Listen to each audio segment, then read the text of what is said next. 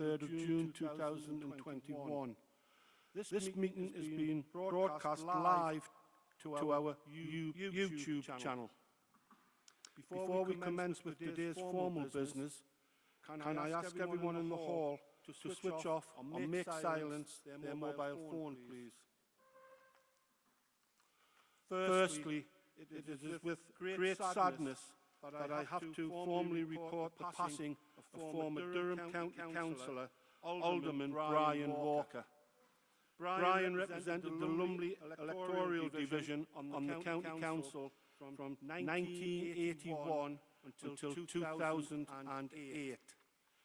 I shall be grateful if you could join me for a moment's silence. We will remain seated as we remember Brian. Thank you.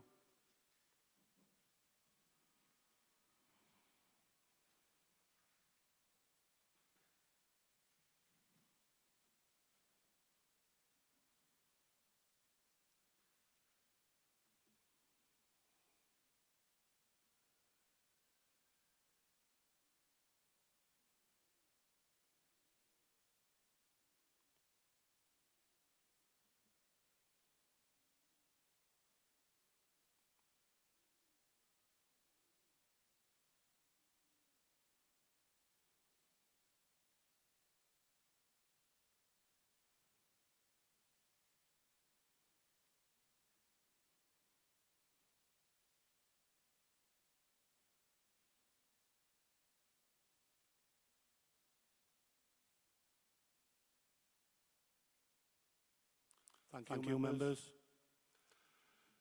Before we move on to the business on the agenda, I would just like to remind you of the housekeeping rules for this meeting. You will note that measures are once again in place for social distancing and a one-way system is in operation. If you need to leave the main hall at any point, please do so by following the one-way system as you leave and re-enter the room. You must wear a face mask if you need to move around the hall. However, you can remove your face mask when you are seated. The external doors will be open periodically to provide ventilation. Any requests to speak must be made using your voting handset. The instructions on how to do this have been placed on each table. If you encounter any problems with your handset, please raise your handset in the air and a member of the committee services will assist. Once invited to speak, please stand up and face forward and wait until one of the microphone operators is in close proximity. The microphones are wiped down after each use. Be patient as the staff do their best to coordinate all of these arrangements. I will now move on to today's business detailed on the agenda. Item 1, minutes. Can I have a mover and a seconder, please, to confirm the minutes of the meeting held on the 26th of May, 2021?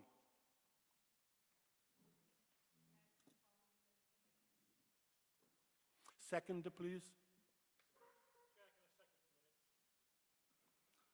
Members, are the minutes agreed? Thank you. I'll move to item 2, declarations of interest. Does any member wish to declare an interest in relation to any of the item of business on the agenda?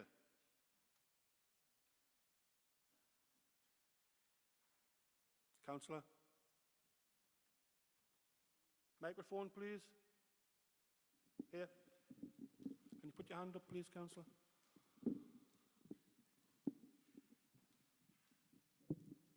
Councillor Mark Idwell Roberts, West Auckland. I declare a pecuniary interest in the motion in the name of Councillor Rob York. Councillor? There. Chair, Councillor Mike McGaughan, item agenda 9. It's in my constituency, the Lanchester Plan. Right in the far corner.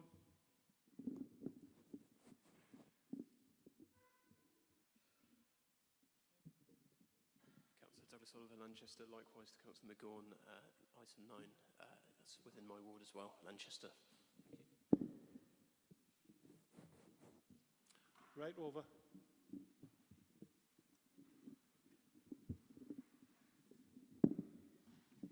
I'm sorry, this is a point of order. Can I ask if Councillor Idwal Roberts has had advice from the Legal and Democratic Department that he's not legally allowed to vote on Councillor Rob York's motion, please? Councillor Idwal Roberts has received legal advice, but it's a matter for him to determine whether or not he's got an interest to declare. Okay, any more?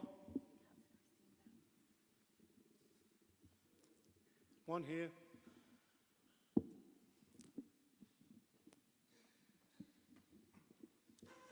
Councillor Tinsley, as former chair of Greater Wellington Town Council, the prescribed body for adoption of the Oakenshaw Neighbourhood Plan under item 9. Thank you. Top. Microphone. At the top. Up here. There. Thank you. Thank you, Chair. Councillor Alwyn Gunn, Wellington and Hunwick Division. Oakenshaw Neighbourhood Plan is in my division. Thank you. I think Councillor Christine Bell's registered to speak, is she?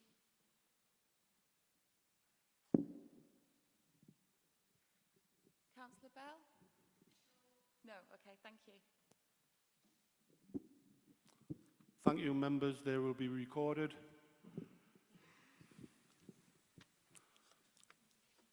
Councillor Croot, would you like to say a few words?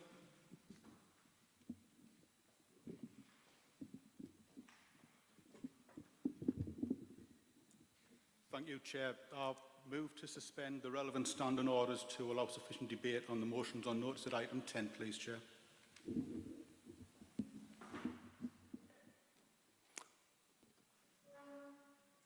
Helen. Sorry, Councillor Crook, can I just double check what the motion on notice is to suspend the time allowed for motions on notice?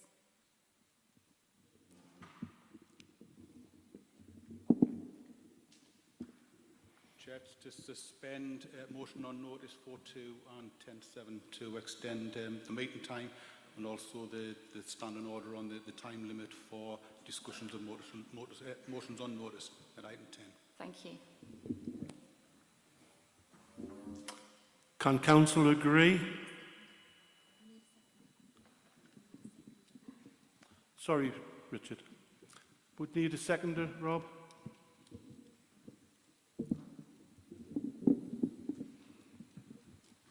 Councillor Angela said he's a formally second that motion, and in doing so I would also request a recorded vote, please. Thank you. Now I ask the Council, can they agree? Councillor Bell.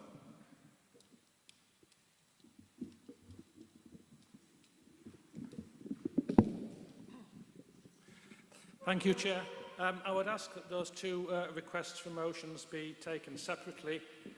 While we have no objection to extending the normal time for motions from 30 minutes, we do not agree with extending the meeting time. Thank you, Chair. So I would ask that those two motions be taken and voted upon separately.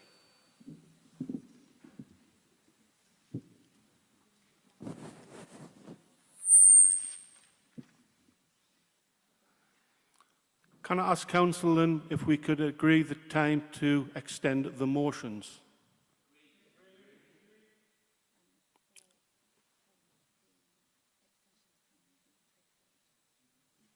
For the extension of the time, we'll take a vote on that. Councillor Surtees, could I just clarify? You asked for a recorded vote. Can I ask what you require a recorded vote on? The extension. Okay, you need 10 members to support that request.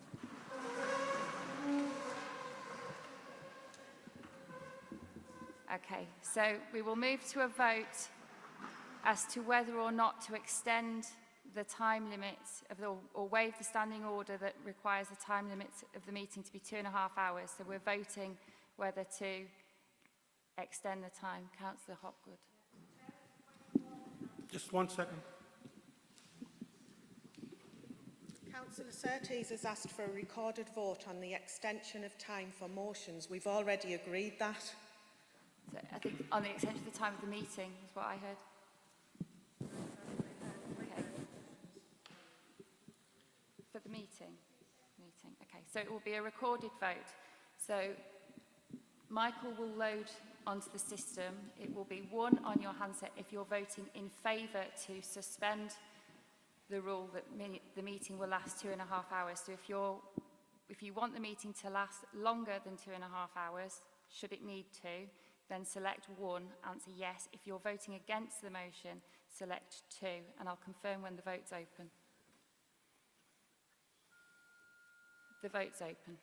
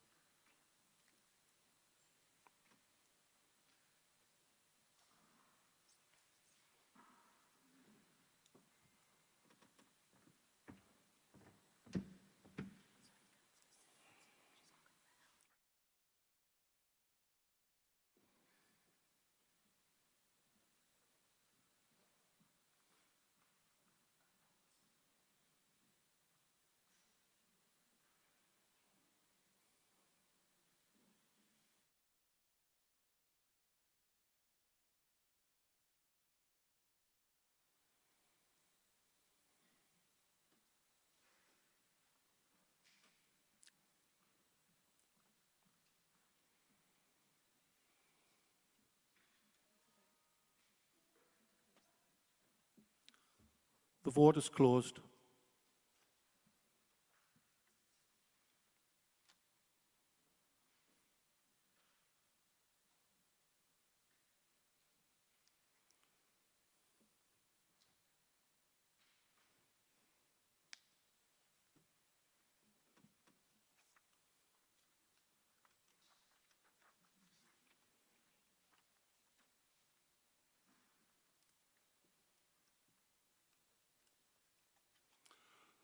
Members, the motion to extend the time allowed for the meeting beyond 2.5 hours. In favour, for yes, 52. Against, no, 61. The motion fails.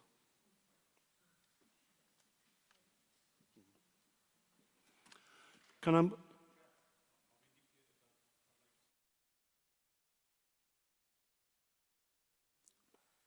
Okay, Councillor Crew.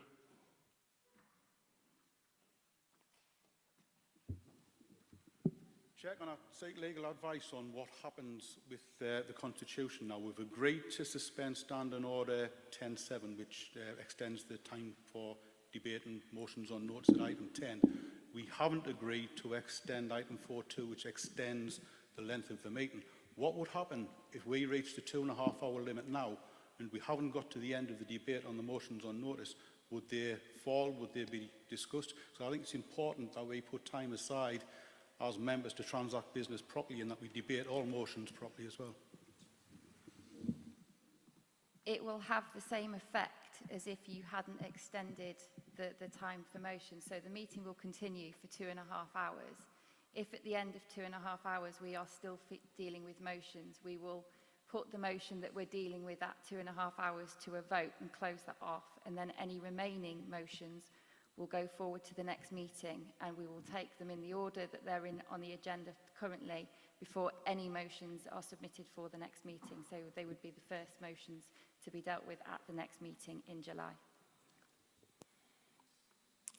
Okay, members. We'll move to item 3, the Chair's announcements. Colleagues, following my election as Chair of the Council, I am delighted to announce that my chosen charity this year will be Willowburn Hospice at Lanchester. The staff and volunteers there do such an amazing job providing care, comfort and compassion at the end of life, supporting not only patients but their families and friends at a time when it is most needed. It is an absolute honour to represent the Council, and I am looking forward to spending the next 12 months promoting our fantastic county, meeting with residents and raising money for my chosen charity. Could I also ask staff and members, if they have not already done so, enrol on the Penny from Heavens scheme. This allows staff and members to donate to my charity via payroll deductions. Your monthly salary is rounded down to the nearest pound, with the pennies donated to Willowburn Hospice. Further details about that scheme will be emailed to you from the Civic Office following this meeting. Thank you, members. Can I move now to item 4, the Leader's Report? Can I invite the Leader of the Council to present her report, please? Thank you, Chair. Welcome to our first full council meeting under the new joint administration. Despite the change in leadership, the council's current focus remains our response to the pandemic. As you will be aware, a steep rise in infection rates has meant the easing of national restrictions has been paused for 4 weeks in order to allow more time to deliver the vaccination programme. With this in mind, it is vital that we remain vigilant. The Delta variant, which now accounts for the majority of new cases of coronavirus, is more transmissible, so we must all take extra care in following public health guidance. In other news, plans to transform Bishop Auckland into a world-class visitor destination of national importance have moved a step closer, with the announcement that we have been successful in bidding for a 33.2 million share of the government's Stronger Towns Fund. The wide-ranging proposals received further endorsement when Robert Jenrick, the Secretary of State for Housing, Communities and Local Government, visited the town earlier in the month. The Minister, who took a tour of sites including the Auckland Tower, Auckland Castle and Park, the Marketplace and Newgate Street, described the Stronger Towns Board vision for Bishop Auckland as one of the most impressive projects he has seen anywhere in the country. We also received a visit from Lord Callanan, Minister for Climate Change and Corporate Responsibility, who paid a visit to homes in Chiltern to see how work to install free, low-carbon external wall insulation and renewable heating systems is progressing. The Council was named Local Authority of the Year at the Northern Housing Awards and recognising its housing strategy and work to tackle homelessness. It follows the authority's work to deliver more housing and investment in local services for communities as part of the County Durham housing strategy. Mobile and home-based businesses have until the end of this month to apply for financial support designed to help them through the coronavirus pandemic. Earlier this year, limited fixed funding was made available by the government through the Additional Restrictions Grant, which could be used to fund a discretionary policy. Councils were expected to give financial assistance to businesses in the hospitality, leisure, accommodation and personal care sectors, which had not previously received support. In rolling out its discretionary policy, the Council extended the support to businesses in shared commercial spaces, taxi drivers, registered childcare providers, childminders, as well as driving instructors. Last month, we also extended the ARG support beyond the original deadline, giving businesses until the end of June to claim. We've also launched our annual recruitment drive for apprentices. with opportunities available across a wide range of occupations, from highways, gardening and bricklaying, to business administration, human resources and commercial procurement. The Council was awarded a place in the Government's top 100 apprenticeship employers, recognising our extensive apprenticeship programme. This week has seen the reopening of the Gala Theatre in Durham and the Empire Theatre in Concert, which have both been closed since the beginning of the lockdown in March 2020. Both venues have undergone a facelift, with more than 1.4 million being spent on refurbishments. Social distancing measures are in place and customers are being asked to follow health advice on hands, face and space whilst visiting. Some of our amazing foster carers have been talking about their experiences to promote Foster Care Fortnight. The Council urgently needs foster carers, with more than 900 children currently in care of some kind in County Durham. We hope that our foster carers will help inspire others to give children a loving home. Those who pass through Durham City will have also noticed that our floral display on Giles Gate also has a fostering theme this year.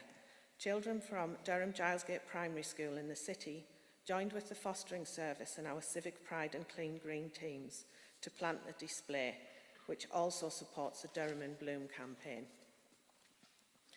This week, thousands of school children in County Durham are making some noise for Make Music Day, UK's Big Play event.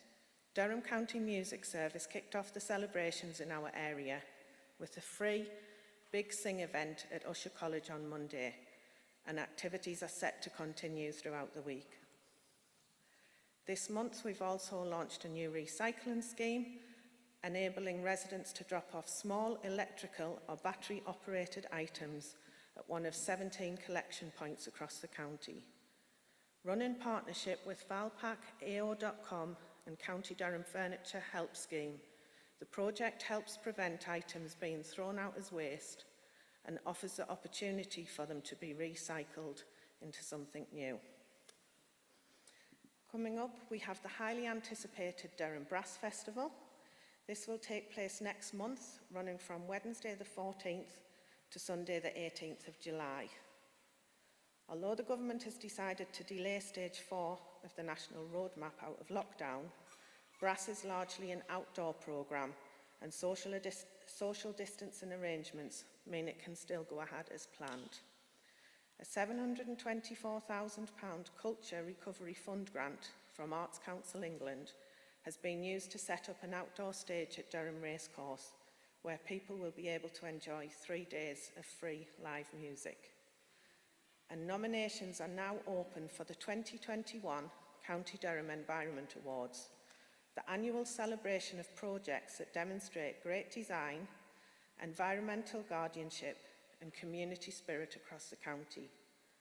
Hosted by the County Durham Environment and Climate Change Partnership, they recognise the efforts of a wide range of organisations, communities and individuals. Details of how to enter are available on the website. And finally, I'd like to advise Council today that Councillor Charlie Kay has agreed to remain in the role of cycling champion for the Council.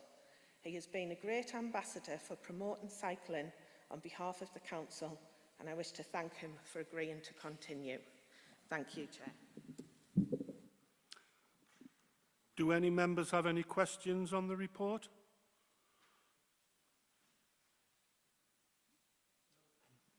Council, two councillors here. Not so much a question, Chairman, just to say that I do appreciate the offer of being allowed to continue as cycling champion for Durham County Council. Obviously, it's non-political and unpaid. You do it because you have a passion for it, and I do have a passion for it, and I do thank the administration for allowing me to continue. Well done. At the back.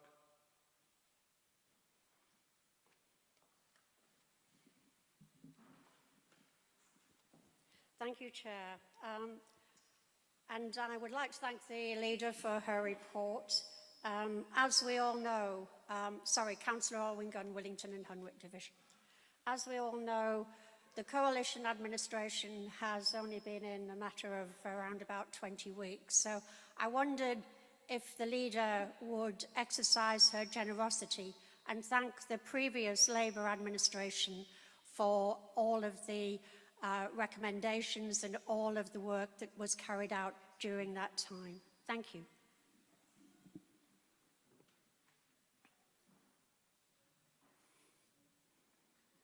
Can I ask? Do you want to reply?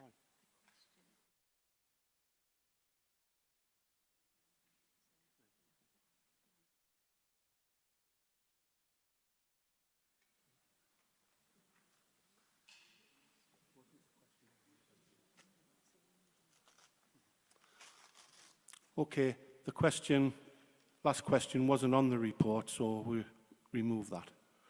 Can I ask the council to note the report?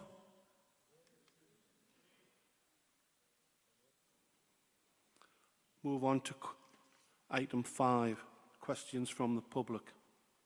One question has been received for today's meeting. I'd like to hand over to the Legal and Democratic Services to explain the procedure. Helen? Thank you, Chair. So we've received one question from Ms Tanya Tucker, who's in attendance today. So in a moment, the Chair will invite Ms Tucker to ask her question and then the relevant portfolio holder to respond.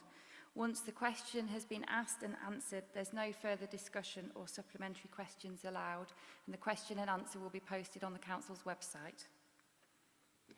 Okay, can I invite Ms Tanya Tucker to ask her question when the microphone attends?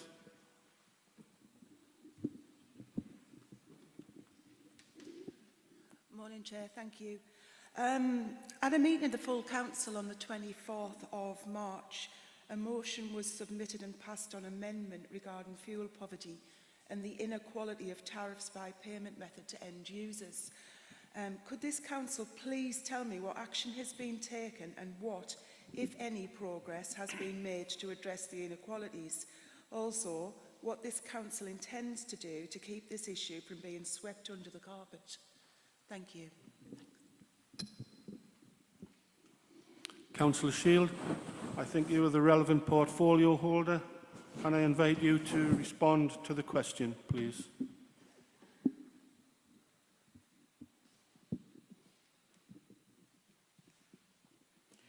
Councillor Alan Shield, Ledgate and Medley Division, Cabinet Member for Equality and Inclusion. I'd like to thank Ms Tucker for the follow-up question to the previous amended motion. Many fuel-poor households may be in fuel poverty due to the expensive energy tariffs that they are on. Some households might be on expensive tariffs as they have not switched suppliers or energy tariffs, which have resulted in them being placed on standard variable tariffs that are high.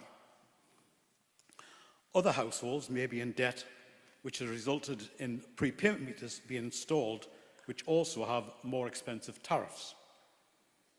Energy reforms are taking place to prevent energy suppliers from penalising energy customers who are on prepayment meters, and standard energy tariffs should also impact the fuel-poor figures. These prevent energy suppliers from increasing certain energy tariffs above fixed levels. There is currently a price cap for prepayment customers called the Prepayment Safeguard, and there is also a proposed bill called the Domestic Tariff Cap Bill that will tackle standard variable tariffs.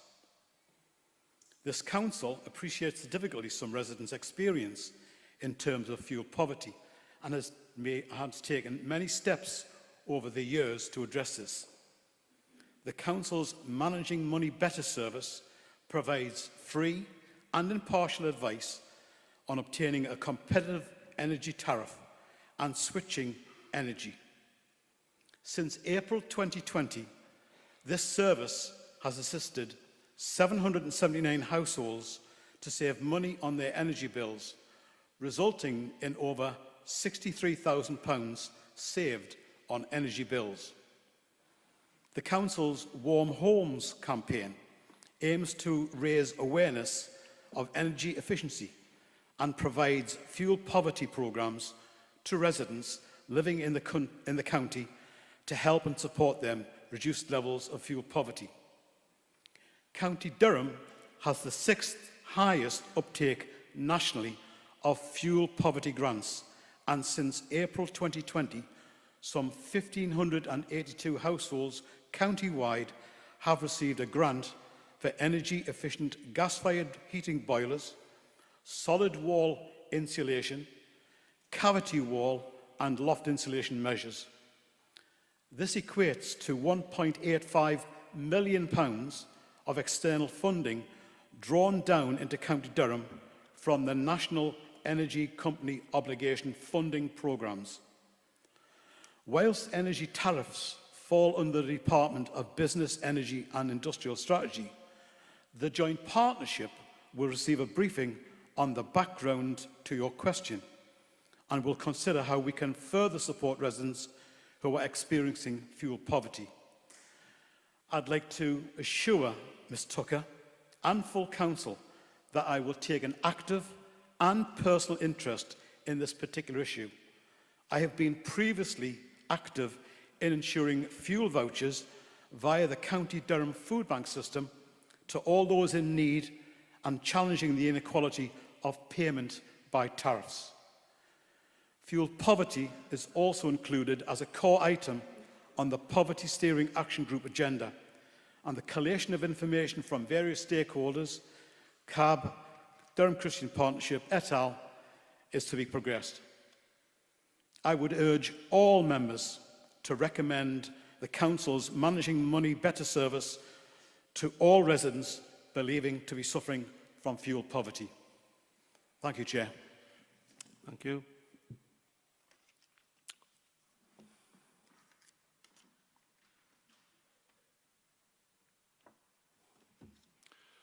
Okay, members. Sorry. Oh, sorry.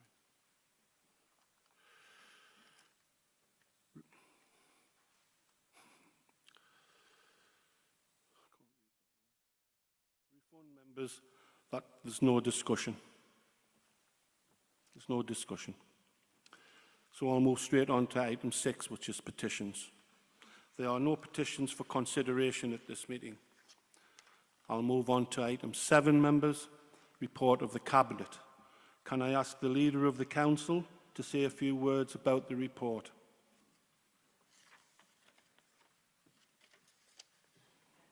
Council will note that the report from the Cabinet relates to decisions taken by the previous Cabinet in March and April 2021. Whilst these decisions were taken prior to my appointment as leader in the new administration, it falls to me to present the report in accordance with the Council's constitution. I would ask that Council notes the report, and in doing so, following on from being unable to answer the last question put by Councillor Gunn, I'd like to thank all members who sat under the last term of office for their work and commitment to the communities and the county. Thank you. Okay, can I ask the Council to note the report?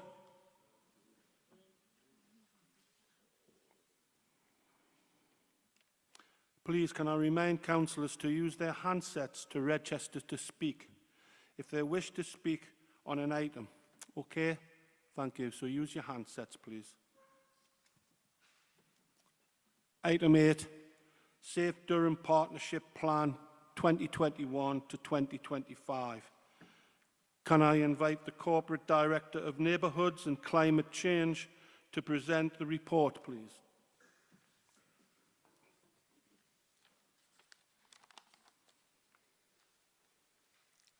Thank you, Chair. Alan Patrickson, Corporate Director for Neighbourhoods and Climate Change. The report brings the Safe Durham Partnership Plan 2021 to 2025 to Council for approval. Section 6 of the Crime and Disorder Act requires agencies to act together as a community safety partnership, and the Safe Durham Partnership is how we discharge this duty in County Durham. The legislation also sets out that there should be a plan to set out how local priorities and responsibilities are delivered by the respective authorities.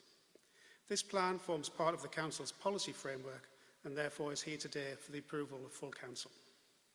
The plan is in the ownership of the Safe Durham Partnership, which has responsibility through partnership working and through individual partner members for its delivery. And this version was approved by the partnership in March of this year. Just as a quick note on timing, in March of 2020, a version of this plan was agreed on a one-year basis as a stopgap position. This was to allow finalisation of the County Durham Vision 2035 and to ensure alignment of the Safe Durham Partnership Plan with this vision plan. This is now complete, and the plan is now provided in its full format covering the period 2021 to 25. The plan also aligns with other regional plans such as the Durham Police Crime and Victim Plan and the Local Criminal Justice Plan. The plan has been subject to consultation both with the public and with partners during January and February of this year, as set out in paragraph 15, and was also reviewed by the Safer and Stronger Communities Overview and Scrutiny Committee in their meeting in March 2021, as set out in paragraph 17. Comments from both of these consultations are included as Appendix 3 to the report. The plan itself has an overall strategy of delivering a county where every adult and child will feel and be safe. And to deliver this, there are 6 strategic priorities. To promote being safe and feeling safe in our communities, to support victims and protect vulnerable people from harm, to counter terrorism, radicalisation and violent extremism through the PREVENT strategy, to reduce reoffending, to reduce alcohol and substance abuse, and to tackle and prevent cybercrime. The full plan is presented in Appendix 2 to this report, and the recommendation set out in paragraph 10 is for County Council to note the report and approve the Safe Durham Partnership Plan 2021 to 2025. Thank you. Can I have a mover and a seconder for the plan, please? Councillor at the back.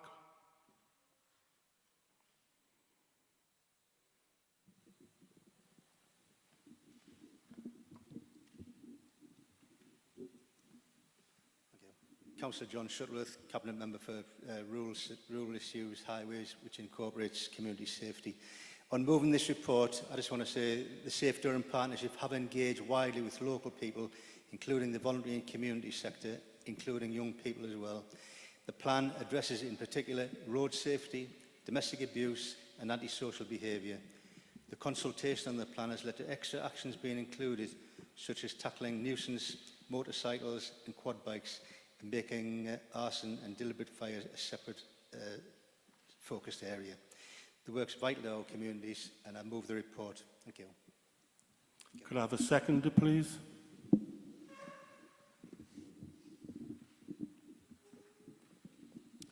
Councillor Alan Shield, Edgate and Medley. The success of the Safe Durham Partnership Plan requires a partnership and cooperative response between the statutory and voluntary organisations, as well as including residents themselves. Through this broad multi-agency working, we can work not only with communities, but also with the individuals who commit antisocial behaviour, crime and disorder, to try and help change behaviours. It is particularly noted that there are aspects within this plan, such as online abuse and cybercrime, that warrant particular attention at this current time. There have been significant increases in cybercrime and fraud due to the COVID-19 pandemic, often targeting the most disadvantaged and vulnerable in our societies. It is also pleasing to see that the plan includes an emphasis on supporting victims to cope and recover from their experience through a range of services customised to the specific needs of those individuals.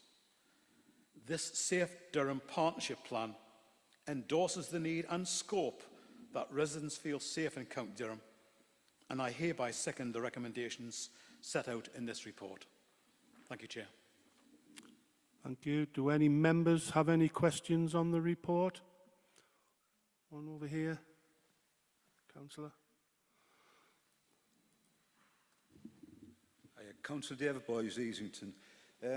Yes, I agree with all of these particular priorities. The problem is, which priorities are we prioritising? Going forward, they all seem very honourable, noble things to be supporting, but it doesn't really say what resources, funding, attention, time is going on to each of these priorities. If I could just have a quick answer from that from the Director, please. Yes, thank you for the question, Councillor. You're absolutely right. Resources is key to the delivery of this plan. And in the action plan, you'll see that every section of the plan has a responsibility assigned to it as to how we are going to deliver that. Many of the actions are partnership working between the agencies. Some of the actions fall to particular partners. The resources are there through the partnership working, and we all assign individual resources to that. It will be in the plan. If there's any particular issues you'd like to pick up after the meeting, I'm very happy to have that discussion.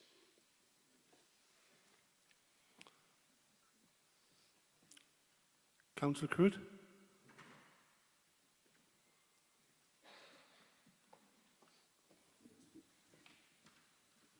Thanks, Chair. It was to endorse Councillor Boyce's comments. This report went through Councillor Boyce's committee, the Safer Stronger Communities Committee, as when he was Chair, of course.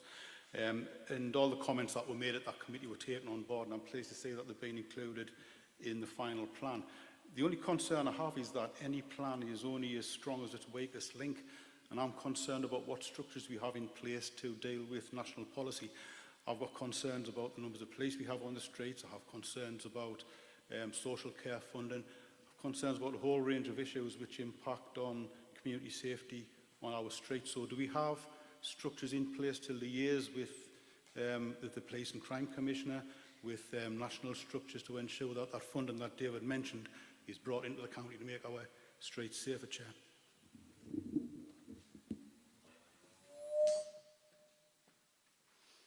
Thank you for the question. The structures are very much in place through the partnership.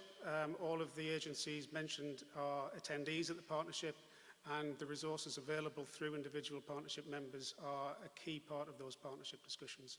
So I can reassure the Councillor that we do have the structures and the governance in place through the partnership for exactly those issues. If there's no one else wishes to speak, then can I ask the Council to approve the Safe Durham Partnership Plan 2021-25? Thank you, members. Can I move to item 9, adoption of Durham City, Lanchester and Oakenshaw neighbourhood plans? Can I invite the Corporate Director of Regeneration, Economy and Growth to present the report, please?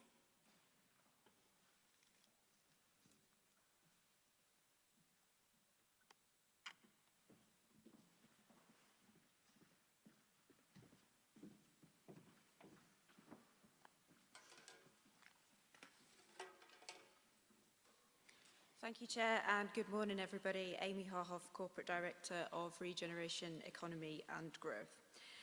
This report is in relation to the adoption of Durham City, Lanchester and Oakenshaw neighbourhood plans. This report sets out the proposal to formally make, also referred to as adopt, those plans. The Parish Council for Durham City, Lanchester and Greater Willington and the Oakenshaw Community Association have produced the neighbourhood plans supported by Durham County Council officers, and all plans have been passed by an independent examination in 2020. On Thursday the 6th of May 2021, a referendum was held on each plan, and all 3 plans were supported by voters, and the Council must now make them or adopt them so that they formally become part of the statutory development plan for those areas. In terms of policy, the 2011 Localism Act introduced measures for local communities to prepare neighbourhood development plans, and a further detailed legislative framework for undertaking neighbourhood planning was set out in the Neighbourhood Planning Regulations in 2012. To date, the Council have made 4 such plans, which are Walton and Westrake, Great Aycliffe, Sedgefield and Whitton Gilbert, and a number of further plans will remain under preparation and will continue under the same process as those before Council today. To meet the requirements of the Localism 2011 Act, a referendum was held on each of the 3 plans for the 3 neighbourhood areas, and this was, as I said, on the 6th of May 2021. Referendums would have been taken earlier. for each of the plans. However, the regulatory changes linked to the Coronavirus Act 2020 meant that no elections or referendums could take place before this date. A neighbourhood plan, once made or adopted, becomes a statutory development plan, which includes the County Durham plan and is used in terms of determining planning applications. Neighbourhood plans must be determined in accordance with the legislation, which sets out a number of key stages, including the consultation and examination by an independent examiner, as I've set out. And subject to a positive outcome of both the examination, the reports then proceed to a referendum. Where a neighbourhood plan is then successful in this referendum, it is a legal requirement to bring them into force within 8 weeks of the date of that referendum. Very briefly on the 3 neighbourhood plans concerned, the Durham City Neighbourhood Plan, which is included in Appendix 2 of your report, relates to the whole of Durham City Parish area. The neighbourhood planning process was begun prior to the creation of the Durham Parish Council and was initiated by Durham City Neighbourhood Forum, which was designated in January 2014. Work commenced on a formal draft of the plan. However, the creation of a Durham Parish Council in May 2018 meant that it became the qualifying body for undertaking neighbourhood planning. The new parish council area did not exactly match with that of the previously agreed neighbourhood area. However, a public consultation on aligning the 2 areas to the parish area concluded in January 2019 and supported this approach. The group has progressed with the plan through the statutory consultation stages and the examination referred to from March to July 2020. This was undertaken using written representations and a final report was submitted to the County Council in July 2020. Further to the submission of the plan and of the independent examiner, the examiner concluded that the neighbourhood plan met all of the statutory requirements, however did request a number of modifications in order to satisfy the basic conditions required. These were carried out and the referendum proceeded, and it was declared at this referendum that 85.6% of votes from a turnout of over 5,000 people were in favour of the Durham City Neighbourhood Plan. In regard to Lanchester, the Lanchester Neighbourhood Plan is in Appendix 3 of your report and relates to the whole of Lanchester Parish area. The area was designated in May 2014 and the group has progressed the plan through the statutory consultation stages which ran from February to April 2020. This was again undertaken using written representations and the final report was formally submitted to the County Council in April 2020. Again, this was submitted to the examiner and the examiner concluded that the neighbourhood plan met all of the statutory requirements, however again requested a number of modifications which were made before then moving to the referendum. It was declared at the referendum that 89.28% of votes from a turnout of 1,660 people were in favour of the Lanchester Neighbourhood Plan. And finally, Oakenshaw Neighbourhood Plan is in Appendix 4 of your report and covers the village of Oakenshaw and surrounding farmsteads, and it falls within the Greater Willington Parish area. The area was designated in November 2015. The group has progressed the plan under consistent processes through the consultation phase, and the examination ran from May to August 2020, and this was undertaken again using written representations. As with the previous 2 reports, the examiner concluded that the plan met all of the statutory requirements, however again requested a number of modifications to satisfy the basic conditions. These modifications were made and then these were carried out and the plan was set to referendum. It was declared from this referendum that 73.1% of votes from a turnout of 197 people were in favour of the Oakenshaw Neighbourhood Plan. The next steps for the County Council will be to issue a formal decision statement in accordance with Regulation 19 of the Neighbourhood Planning General Regulations of 2012, and these will be published on the Council's website and available subject to reopening in all Council venues. Finally, I would like to thank all who participate in the process from our communities, and I would like to thank all of the Council's planning teams who continue to work on a number of supporting policies and plans through the Durham County Council CAM process. Chair, the recommendations are in section 4 of this report, and that concludes my update. Can I have a mover and a seconder to this report, please?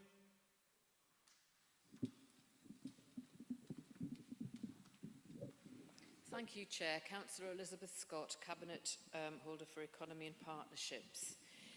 Could I start by commending the communities of Durham City, Lanchester and Oakenshaw on their hard work in preparing their neighbourhood plans over the last few years. Their endeavours have been suitably rewarded by extremely high turnouts at the recent referendums and the overwhelmingly positive response. It is therefore clear that the policies in these neighbourhood plans reflect the priorities of local people, and they will now be used by planning officers when considering planning applications in these areas. I am therefore very happy to propose the recommendations in the report. Second to this report, please.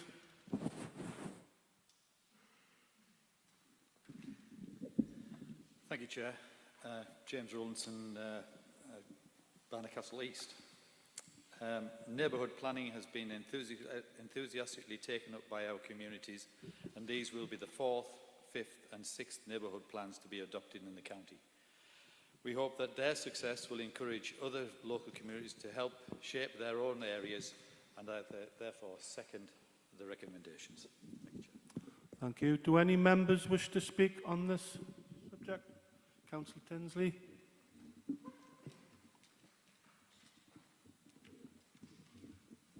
Thank you, Chair. I speak as Chair of the prescribed body, which was Greater Wellington Town Council, for the duration of the preparation of the neighbourhood plan up in Oakenshaw. I'd just like to put on the record my thanks to a number of people who are really involved in this. First will be Sally Corbett, who was Chair of the Oakenshaw Community Association and Chair of the steering group, which led the development plan with the Town Council. The second, I'd also like to make a special mention for the record for Kate McNulty, who was a driving force behind the neighbourhood plan, but unfortunately Kate passed away during the preparation project and didn't see the realisation of the document that she fought for through that 6-year period. Finally, I'd also like to put on record on behalf of Greater Wellington Town Council and also the steering group our thanks to Durham County Council for the help and support they had, during the preparation of this document, to Amy, Mike Allen, Beverly Bentham, Stuart Carter and the team who all provided help and support when it was necessary. Finally, I would just like to make an important point before I do sit down. Undertaking a neighbourhood plan is a significant challenge and a significant undertaking for any community. And one thing I'm sure the people who've been involved in the preparation of neighbourhood plans elsewhere in the county and also from a county council perspective would confirm is that responsibility is being moved to the council to prepare these documents in working with communities and also to communities. But the resources to do it haven't followed. The money required from a county council perspective and from a community perspective to prepare these documents is more than is available from government. So I think that's something as a county council we should lobby the government to get more funding into this really important area that will shape the development of our county in future. Thank you, Chair. Thank you. Councillor Groot.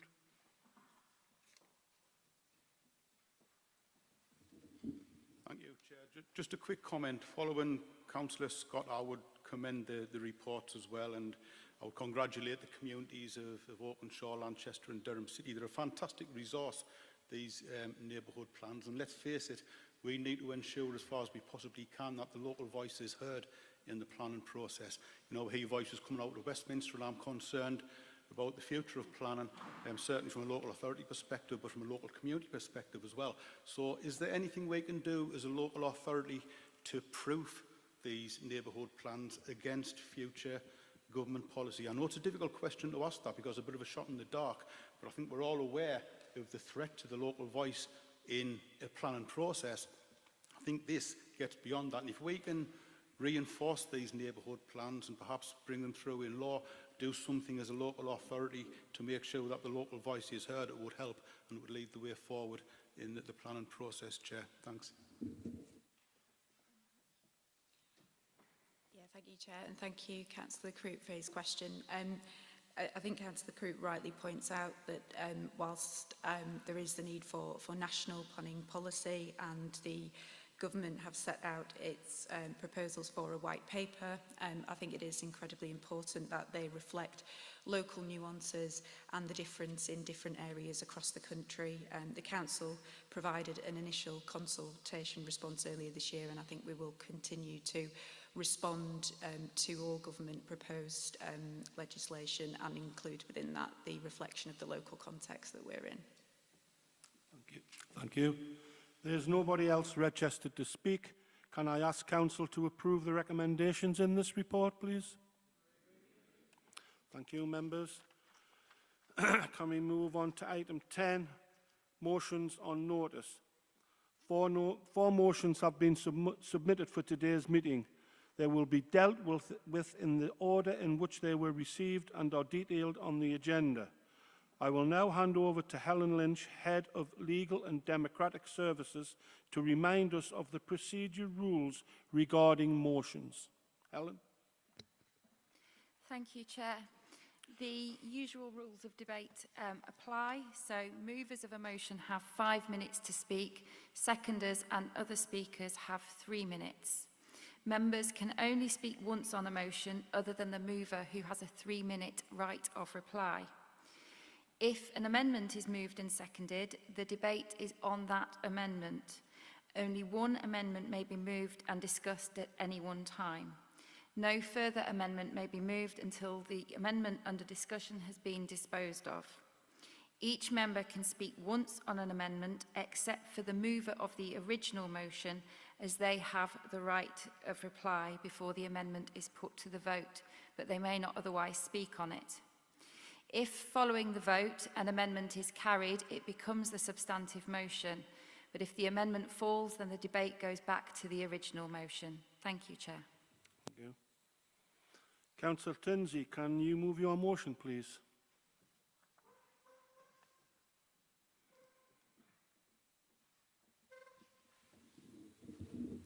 Thank you, Chair.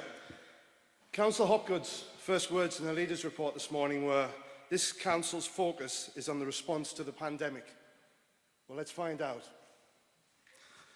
Not one of us in this room has not felt fear or worry about the safety of our family, ourselves, at some point during this COVID pandemic.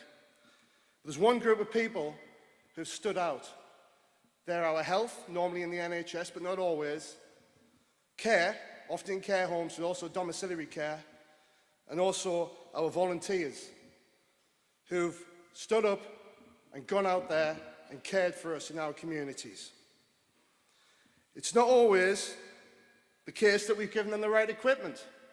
And we all remember the PPE debacle, the fact we were sending healthcare professionals in the UK out into the front line wearing bin liners. Not acceptable. But this motion is about a scheme called the Coronavirus COVID-19 Health, Care and Volunteer Workers Parking Pass. It's a practical way we can give care to our health, care and volunteer workers by providing them with free parking in council-controlled parking areas. Now, don't get me wrong, clapping on our doorstep at 8 o'clock on a Thursday night or banging pans is great. It sends a message, but this motion is about doing something practical that puts money back in the pockets of these people to help them. For some reason, and I'd be delighted if somebody could enlighten me today, the government decided to withdraw the guidance that stands behind this policy as of last Monday. What this motion seeks to do is to put that guidance, well, not put the guidance back in place, but put the policy and maintain the policy in place for another year, hopefully to the end of this terrible pandemic. I looked yesterday, and 1,532 people in County Durham have died of COVID since March 2020. We all know the battle against COVID is not over. We have the highest COVID rate in Europe now in the UK. And in County Durham, we rank 19th out of 149 for rates of COVID. Our 7-day rate has increased by 90% as of yesterday. And what is there?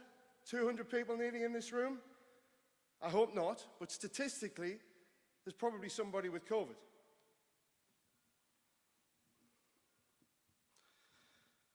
Okay, it gets worse.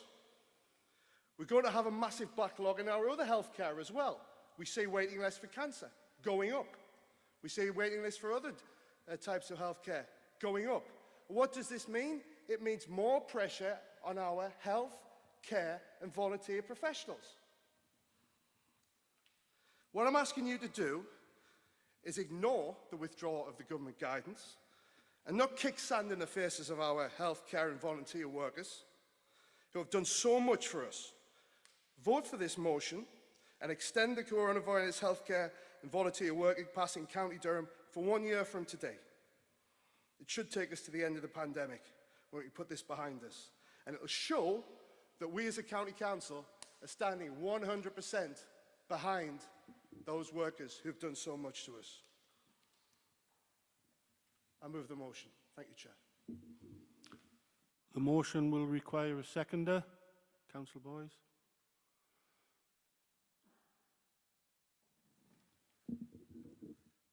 Thanks, Chair. I'm delighted to second this motion. I think we can all remember the heroic work our nurses have done under life-threatening, challenging conditions.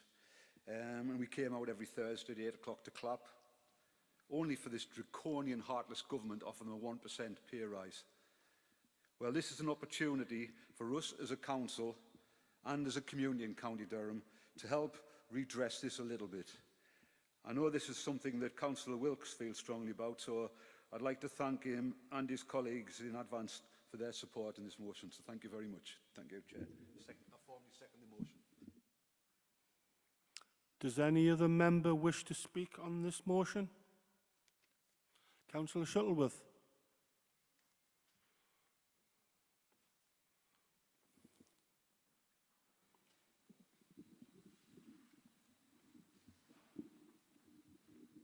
Thank you, Chairman. I'm just tabling an amendment which has been passed around the room now, which deletes one sentence and adds two questions at the end. I just want to point out that, bringing this motion, the council asked us to pick up a government scheme, the week when it's been cancelled. It isn't really doable. We all applaud what the health service has done and are doing always throughout the county and the country. Applaud that, and I emphasise that. What we can't do is pick up something when we don't know what the costs are. Hence, the amendment is to write to the government to ask it to continue the scheme, which we would support, and include NH staff in the council's wider review of parking charges. Thank you. Seconder, please.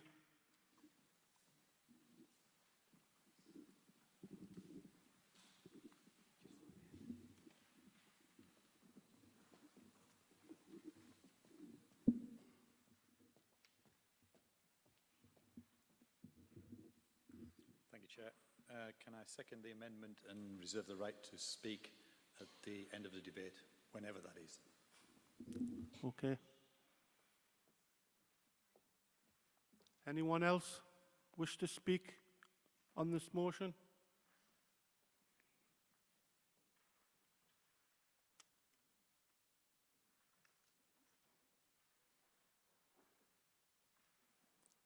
Yeah.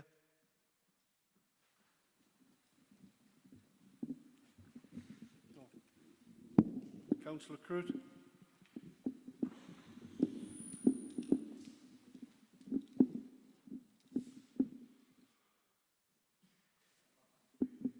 The motion, but against the resolution. I understand John Shuttleworth's point. We understand the issue around local council budgets. That's no fault of our own. I think that writing to the government is just about the same as rattling your pots and pans and clapping on the doorstep. It's welcome, but it doesn't put food on the table, it doesn't heat homes. I think we need to step up as a local authority and support our key workers.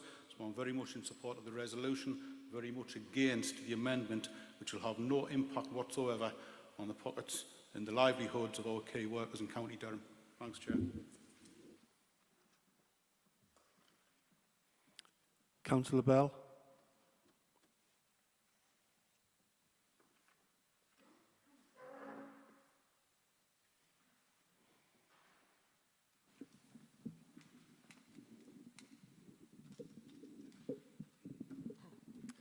Thanks, Chair. I think we just need to be clear about the practicalities of supporting this motion. The issue is that this is a government scheme. We don't even know who is in receipt of the passes on this government scheme.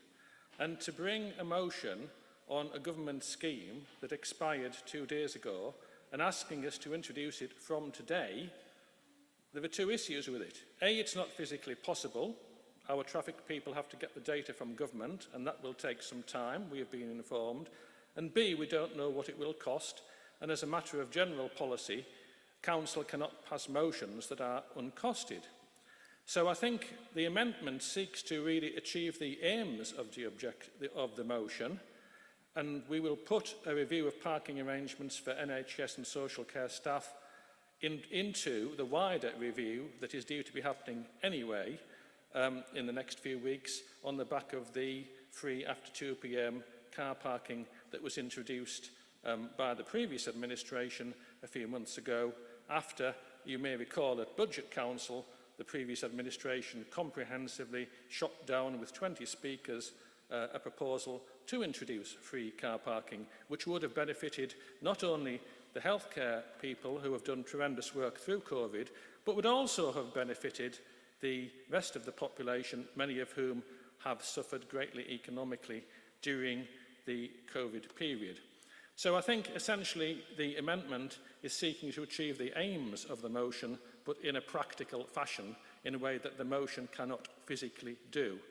And as for the futility of writing to government, well, perhaps we shall see, Councillor Crute, but I would suggest you confer with Councillor Gunn on the third motion on that point, which seeks to do that very point. Thank you, Chair. Councillor Fletcher.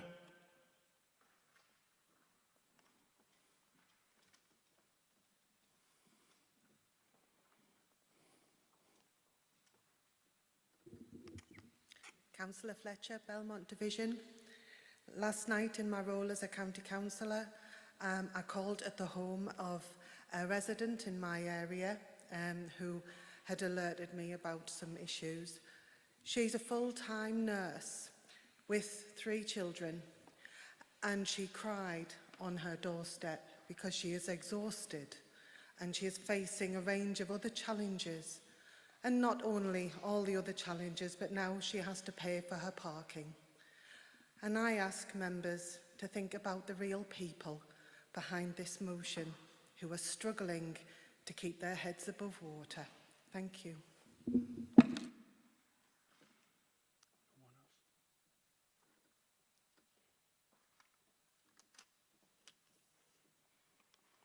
If no one else wishes to speak on this motion,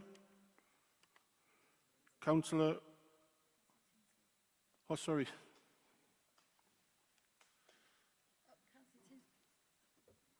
Sorry, Councillor Tinsley, you have a right of reply, but Councillor Rowlandson has reserved the right to speak. So if there's nobody else registered to speak, there's a councillor there.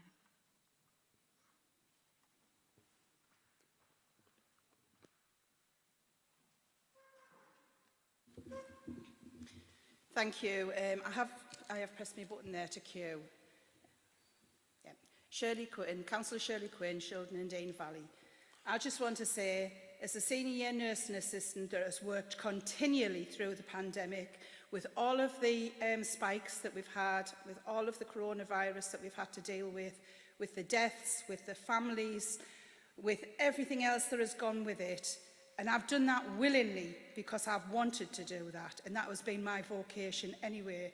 I thank the Labour group for bringing this motion towards Council today, but I must admit I am very disappointed that people are starting to say that they don't want to support this motion. I think it's the least that we can do for our healthcare professionals, you know, for our nursing staff, for our carers, for our volunteers. And, you know, it's not that much to be asking, and I really do implore that all our council members support this motion. Thank you.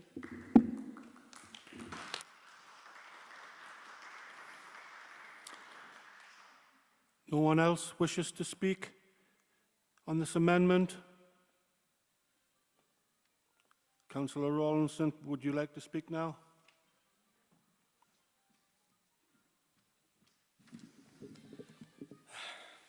Thank you, Chair. It's all very laudable to thank our NHS staff and care workers. Without them, we wouldn't be where we are today. But they are not the only workers that have been with us through this pandemic. The farmers who produce our food, and lorry drivers and van drivers who deliver it, our own council workers, the bin men, the guys who keep the lights on at night, social workers and many more. And not to forget the supermarket girls on the checkout stuck behind a perspex screen for 8 or 10 hours a day with a mask on. I can't help but think, as Councillor Bell said, back to the budget meeting in February, where we put forward a fully costed, free parking scheme for the whole of the county of Durham. But it was voted down only for Labour to come forward within a few weeks with a half-hearted free parking after 2. Well, most people have been out, done their shopping, come back and had their lunch, washed up, had a cup of tea and sat down for countdown by then. And now look where we have. In their motion today, in Councillor Tinsley's motion today, no mention of our hard-pressed businesses in our town centres, which could have been helped with that. No thought for helping regeneration and the economy. No, we have another half-hearted motion. I commend everyone to vote for the amendment. Thank you, Chair.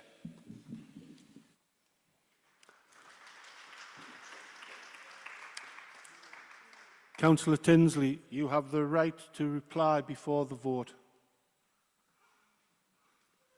Thank you, Chair. Councillor Tinsley.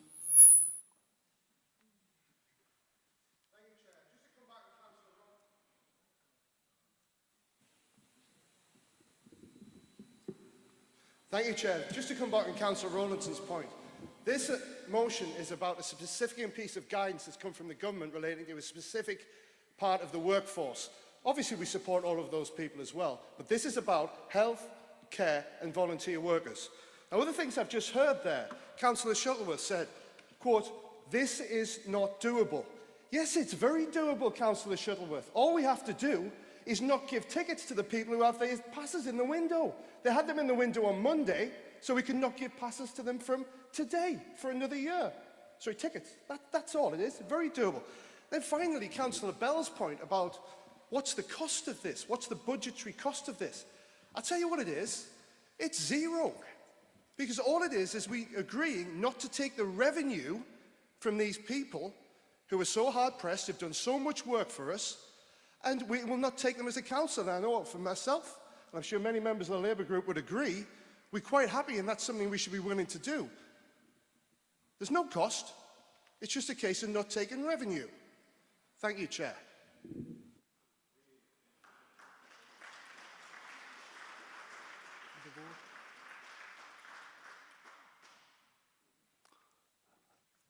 This will go to the vote. I'll pass over to Helen, who will take you through the procedure.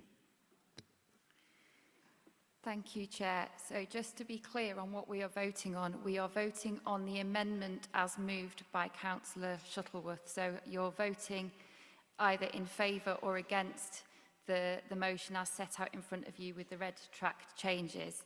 When the vote opens, if you select 1, if you're in favour of the amendment, 2, if you're against it, and 3 to abstain.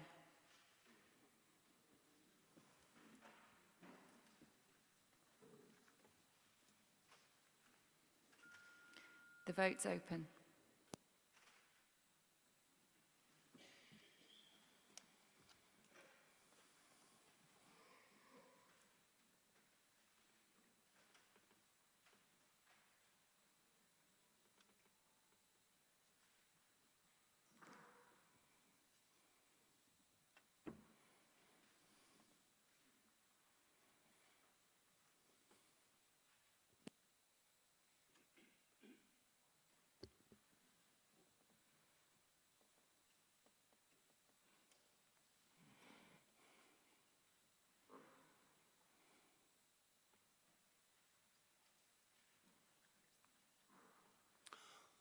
The vote's closed now, members.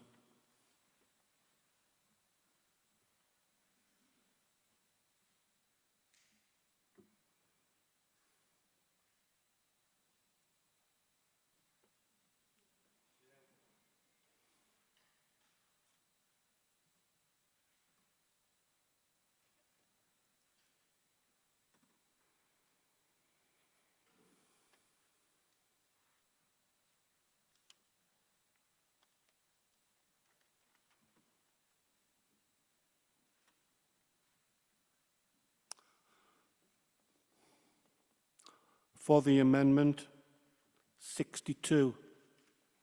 Against the amendment, 53.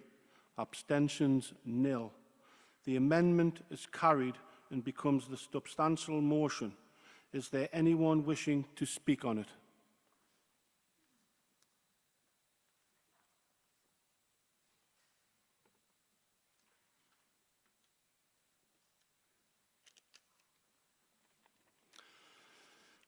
Councillor Shuttleworth, would you like the right to reply before we put the motion to a vote on the substantial motion? Thank you. Helen?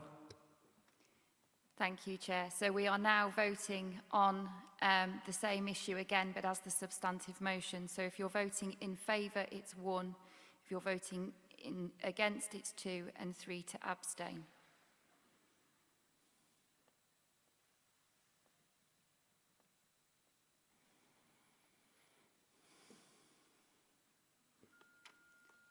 Votes open.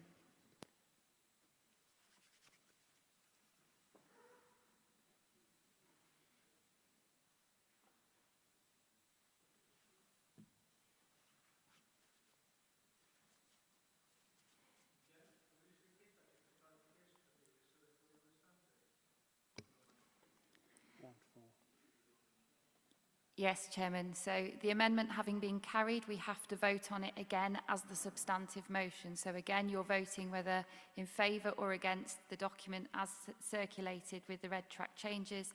It's 1 in favour, 2 against, 3 to abstain. So you're voting on the document as circulated with the red track changes on it.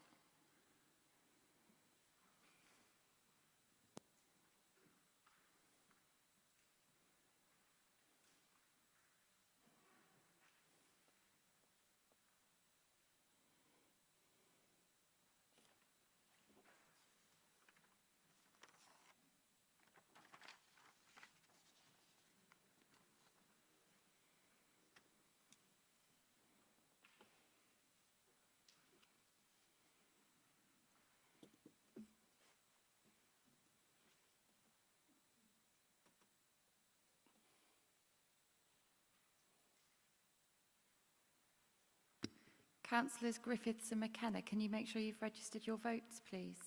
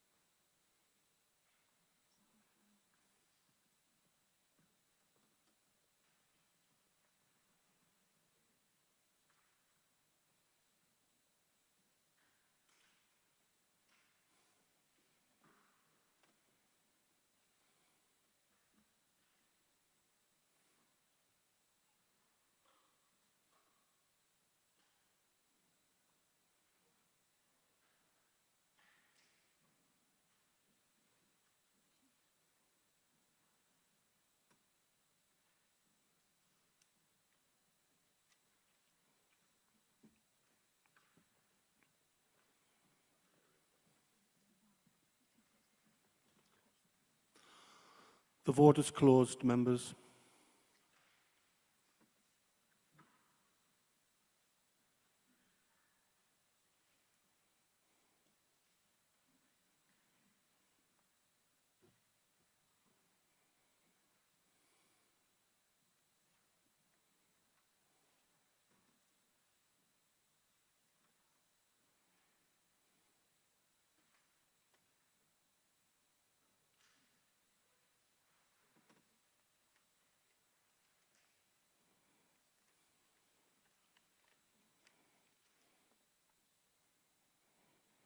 For the motion, 66.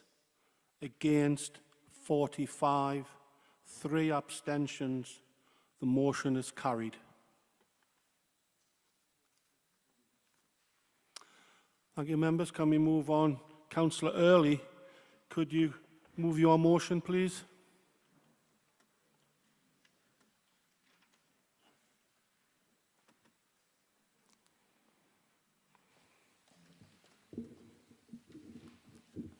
Thank you, Chair. Kevin Early, member for Benfieldside, slightly downwind of concert. I'll move the motion here that we undertake to provide, through the deployment of finance from reserves, support for an energy partnership to provide a clean and green energy solution capable of servicing the new community hospital and other developments on the former Concert Steelworks site, following consultation that can demonstrate the support of the local community. I'm a bit out of practice with this, been a few years, Chairman. It's something of a hot topic round our parts, but the new hospital has long been an item of concern for me, and I'd love to see it get built and get done and be working as best it can. I think we have a position as a local authority to ensure that that happens, to ensure that the local community is behind what happens. We've got a chance to produce a health village around that hospital with investment from government and local authority, a local housing association who are very keen to see that. And we also, as an authority, I think, have a responsibility to push our policies on carbon reduction targets, the government's carbon reduction targets and ours. And by looking to fund or help to fund, and by the use of an energy partnership, retrieve some of that funding, a long-term partnership to provide a fully green policy on that site to produce the energy they need. There is an existing solar farm planning permission in place. That would be the ideal opportunity. There are other opportunities that come with green energy around burying those pipes in the ground. I forget what you call that, but that, of course, would be eminently geothermally type thing, eminently doable on the former steelworks site. And I can only say that rather than rattle the jar and have everybody fighting, this might just seem like a very good opportunity to work with the private developer and indeed the health service, who still have a problem with bringing energy onto that site for their hospital development, should it finally go there, that we have an excellent opportunity to make a good job a rather better. Thank you very much, Chair. Thank you. The motion will require a seconder.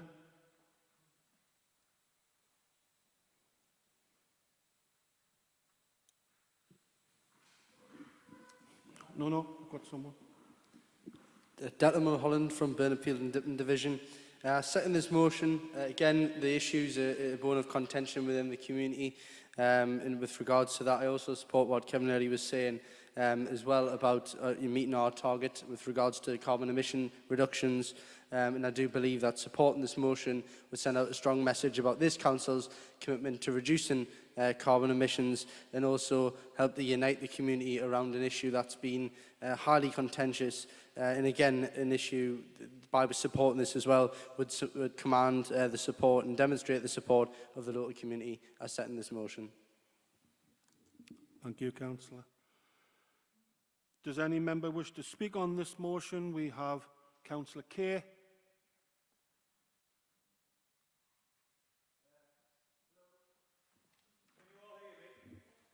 Will with the mic. Chair, with your forbearance, it was more about the voting process itself. I wanted to ask a quick question rather than any of the motions on notice. I am unable to see who has voted in which way on the electronic voting system. I'm particularly interested in why we had no members who abstained for the motion when it was an amendment, but we did when it became the substantive motion. And we do not get that information from the screen. In the olden days, we put our hands up and we all knew. But I'm sure myself and colleagues would be very interested to know who it was who abstained on such an important motion as the one on free parking for healthcare workers. Helen? Chair, I'm sure Councillor Kay will appreciate that given the COVID restrictions and the space limitations within this room, we don't have the ability to display the voting results in the same way we would in the council chamber. There's no provision within the council procedure rules for a roll call vote. One has previously been requested with the permission of the chair. That wasn't requested in this scenario, and neither was there a request for a named vote, which had that been supported, the way in which members would have voted would be recorded and then would appear in the minutes. But that request wasn't made before that matter was put to the vote. We've now moved on. Councillor Bell.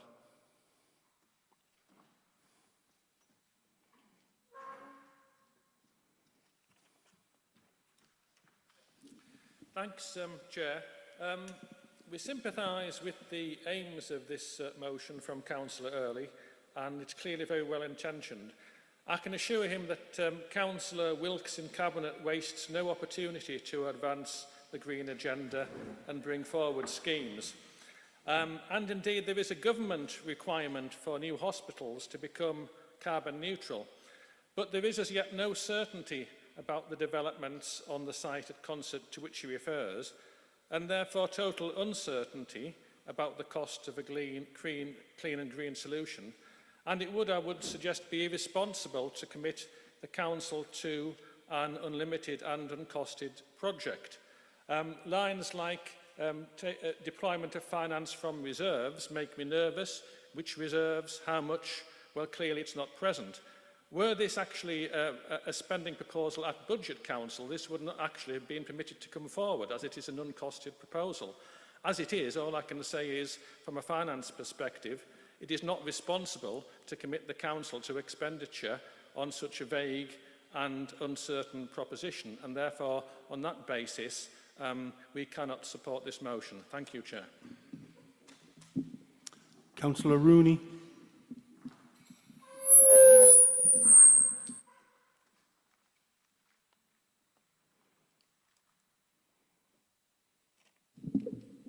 Thank you, Chair. Catherine Rooney, Consett North. Liberal Democrat councillors representing Consett, Blackhill, Moorside and The Grove cannot vote for this motion. It is worded in such a way that the applicant could argue that the council supports this type of facility they are proposing, as they argue it is clean and green, which it certainly is not. It also refers to a new hospital that may never exist, as the consultation on the future of Shotley Bridge Hospital has not even begun.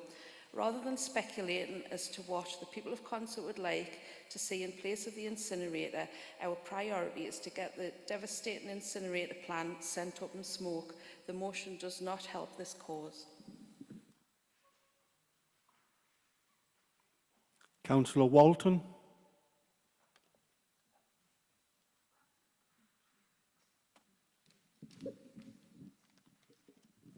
Councillor Walton, Delves Lane Division. In response to this motion as a local member and on behalf of all of our residents, 2 potential sites have been identified for the location of the hospital: the existing site at Shotley Bridge and a site near Hermiston Retail Park near Consett. If selected, the existing site will see the current building undergoing significant refurbishment. If the Hermiston site is selected, a new building will be required. At this time, the consultation is still ongoing as to which of these sites would be preferred. It is expected that the outline decision may be available by August 2021. Therefore, we cannot yet be certain there will be any need for an energy partnership in this area for any developments. Further to this, there is a pending planning application for an energy from waste facility using an incineration-based process on the Hounsgale Industrial Estate, which is in the close proximity of the Hermiston Retail Park.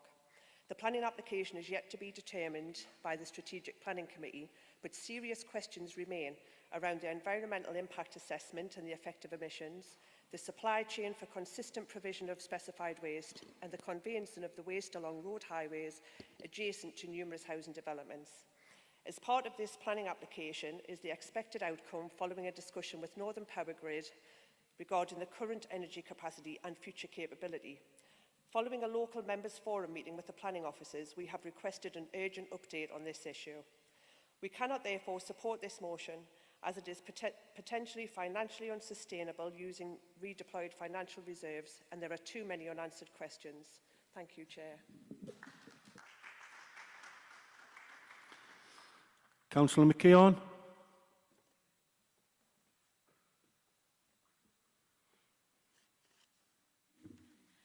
Thank you very much, Chair. I'm going to support this motion because I may no longer be Durham's youngest councillor, but I'm still young enough to know that these decisions will impact the rest of my life and my generation's life. And I'd also like to thank Councillor Stuart Dunn and Councillor John Clare for all the hard work that they've done on moving County Durham towards carbon neutrality. I'd like to call for a recorded vote on this motion. I think it's important that everyone in County Durham knows where their councillors stand on green energy and local matters. Thank you. There's nobody else registered to speak. Does anyone wish to speak before I bring in Councillor Early for his right to reply before the vote? Councillor Early.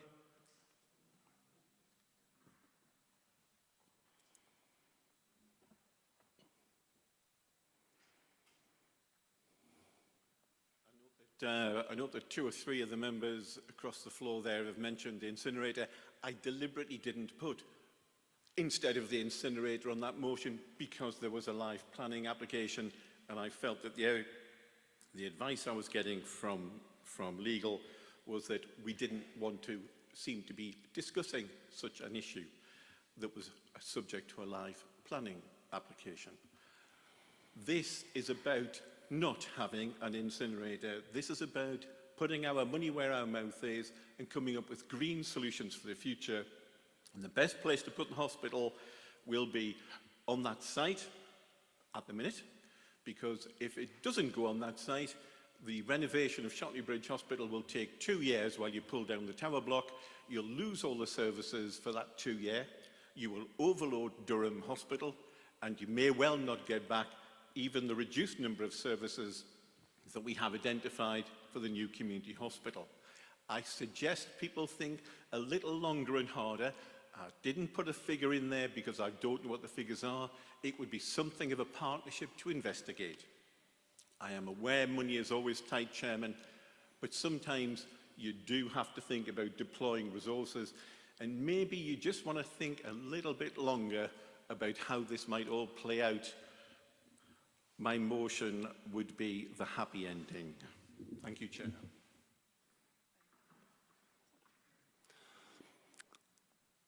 Thank you, members.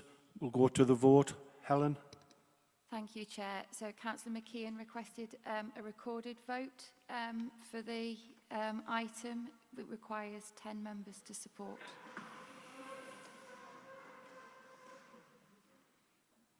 Chair, that has the support, so names will be recorded and will appear in the minutes. Thank you.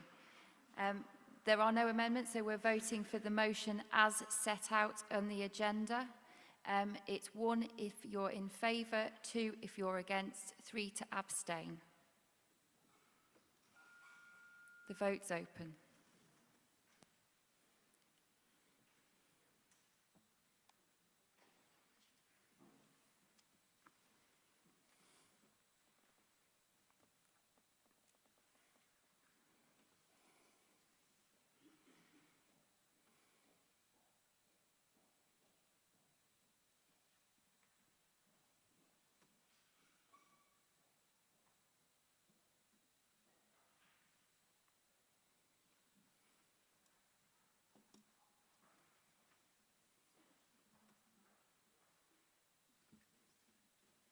The vote is closed, members.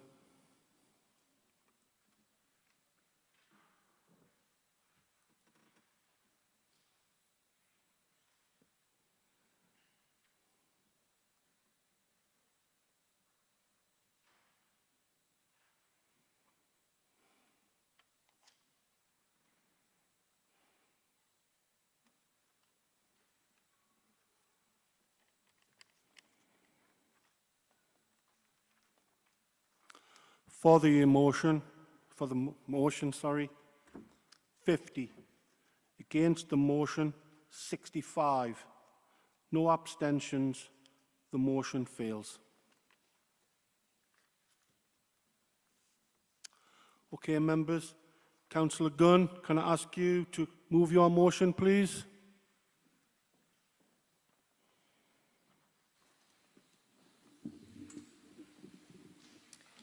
Thank you, Chair. Councillor Owen Gunn, Wellington and Hunwick Division. Chair, I think this motion speaks for itself. We councillors may disagree on many things, and we have, as you may recall, disagreed on many things in the recent past.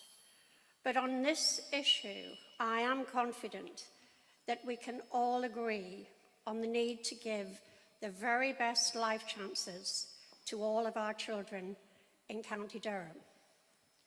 So I suggest to members that this motion is non-party political. There are no Labour children, there are no independent children, no Lib Dem children, and no Tory children. They are all our children. Sir Kevin Collins, a highly respected and leading expert figure in education, was brought in by government to advise on education recovery, and he has now resigned. He resigned in protest at the scaled-down education recovery plan. And I repeat, scaled-down education recovery plan.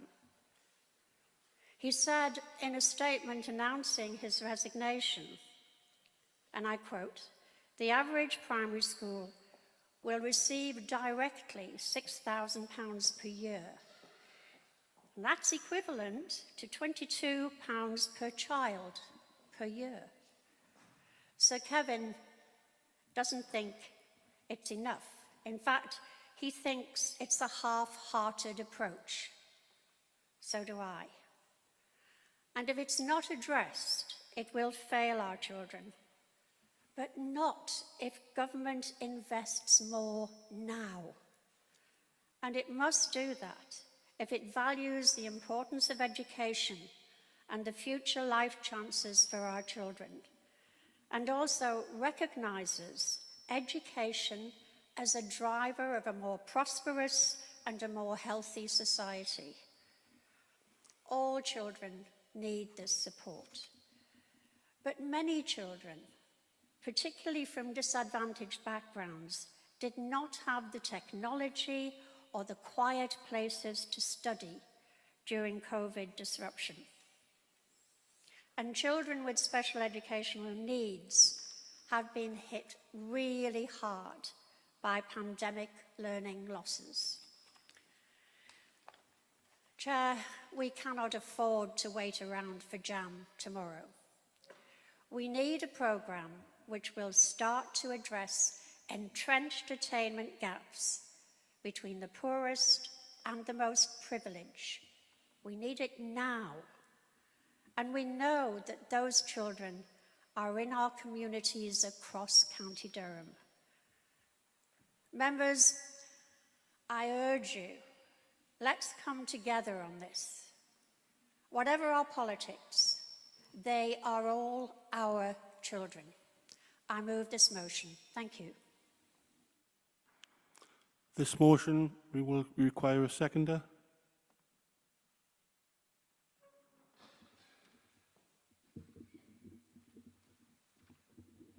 Thank you, Chair. Chair, I stand in support of this motion. At corporate scrutiny last Friday, following discussions from the report, The State of Our County, we note that COVID has had a significant impact on our children's development and education, not just academically, but also emotionally, mentally and physically in all key stages. As a school governor in a nursery school and primary school, I have heard firsthand how children's skills have regressed and learning journeys in some instances are having to start from scratch.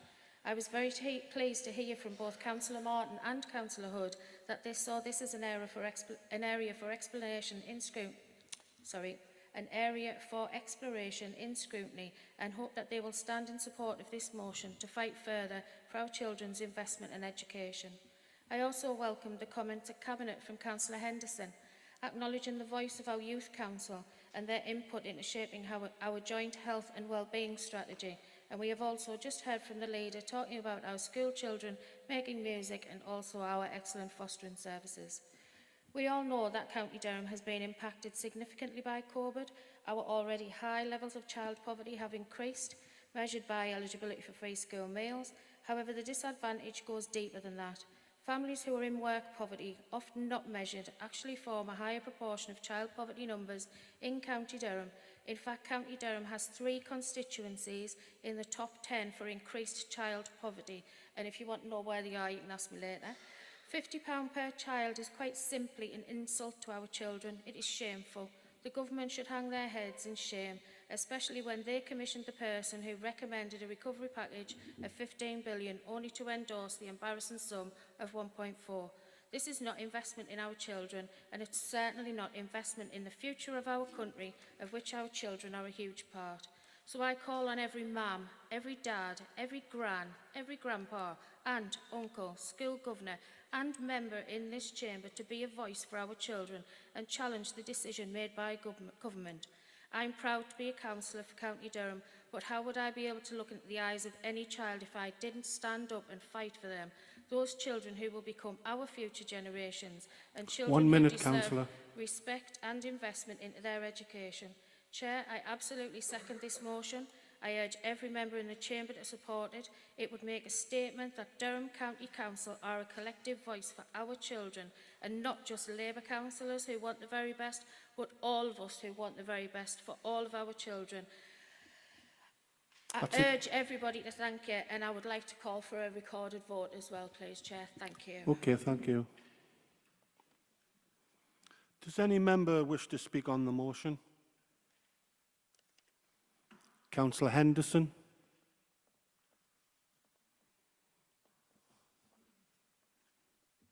Good morning, and I've just checked, it still is.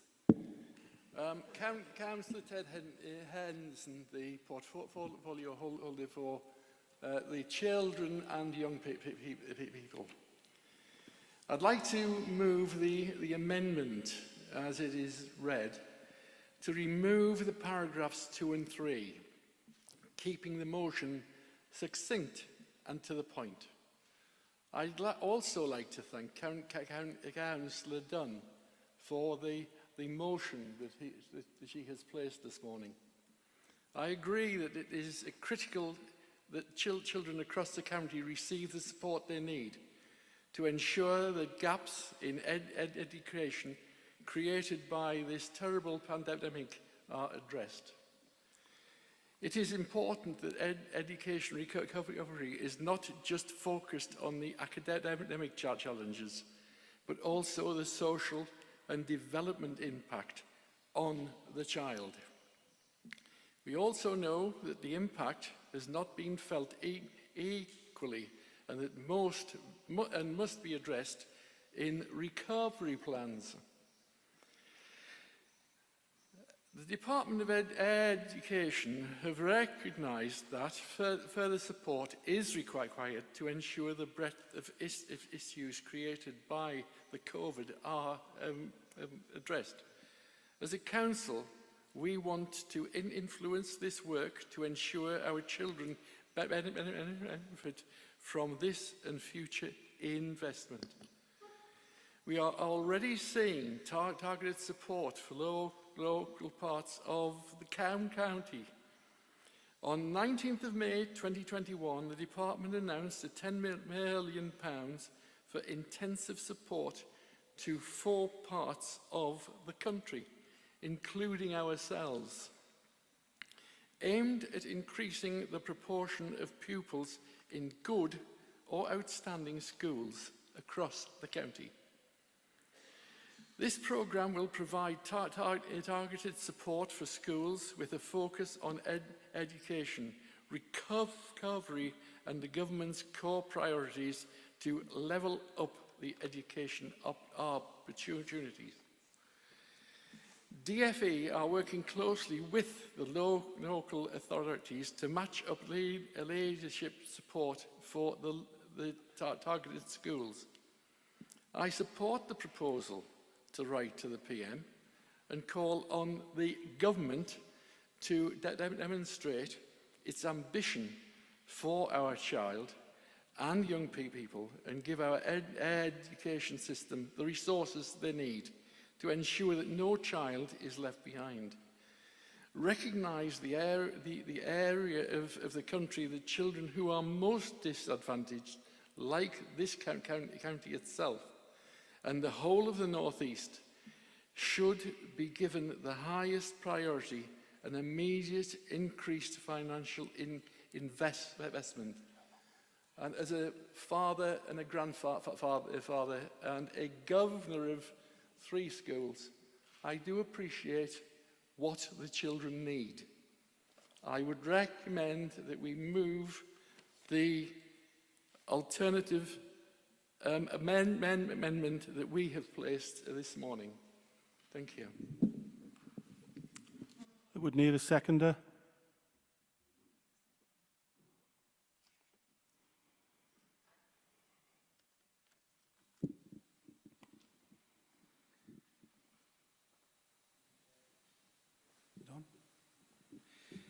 Councillor Paul Sexton, Chester Street South. I support and formally second the amendment to the motion and the approach set out by Councillor Henderson in his speech. Can we reserve the right to respond, please, Chair? Okay, thank you. Any members wish to speak on this motion?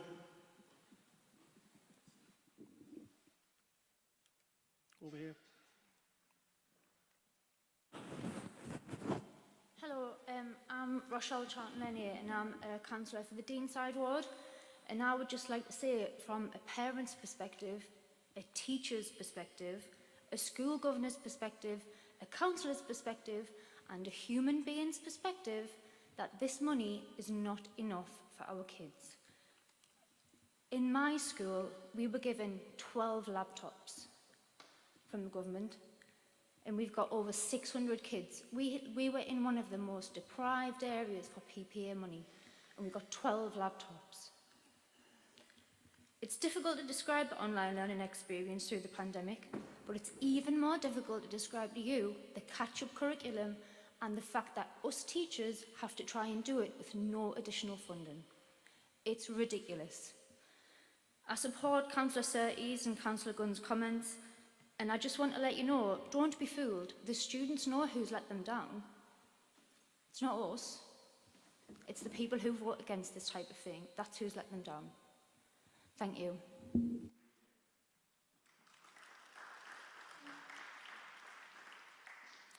Councillor Crude.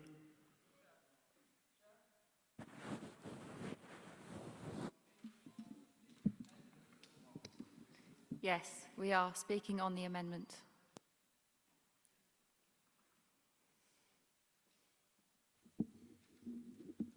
Thank you, Chair. With direct reference to the amendment, I really can't see why paragraphs 2 and 3 need to be removed. I know it might make uncomfortable reading for some people, but the truth often is uncomfortable. I think we need to have some kind of perspective to a motion like this so people know exactly what's going off. In regards to the motion, I do think it's right that we contact the government and the Prime Minister about this. And to clarify your point for Richard Bell, and whoever it was sniggering behind him when we're trying to make a serious point, the first motion we discussed was about what this council could do. This is about what the government can do. And that's the difference about whether we put a motion to this council, whether we put a motion to the government. I hope that's clarified the point, Chair.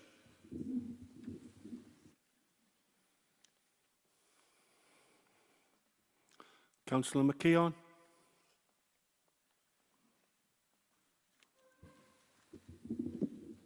Thank you, Chair. I too am quite confused that the Cabinet members sought to remove information on per pupil funding and pupil premium from this motion. Is there a part of them that thinks that £50 per pupil is enough? Why does he think that our children are worth £1,550 less than a child in New York City, or £2,450 less than a child in Rotterdam? There are many of us here who are school governors, parents, grandparents. Can we look at our teachers and families and look at them in the eye and say that this is acceptable?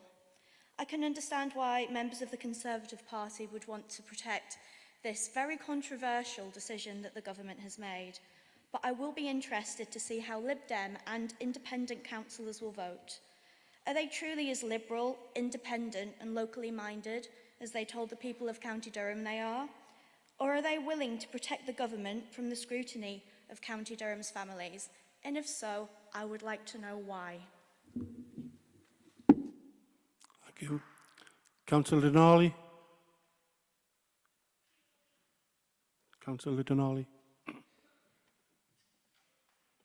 Mike, please.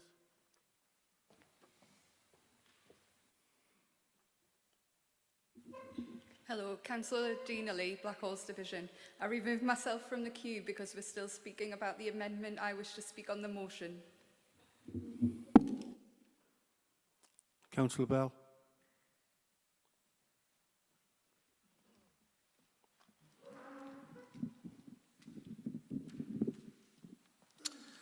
Thanks, Chair. Speaking to the amendment, I would just ask all members to actually read the amendment and read what it's deleting and read that the amendment supports the conclusion, which is to write to the Prime Minister and the Government and to call for further resources.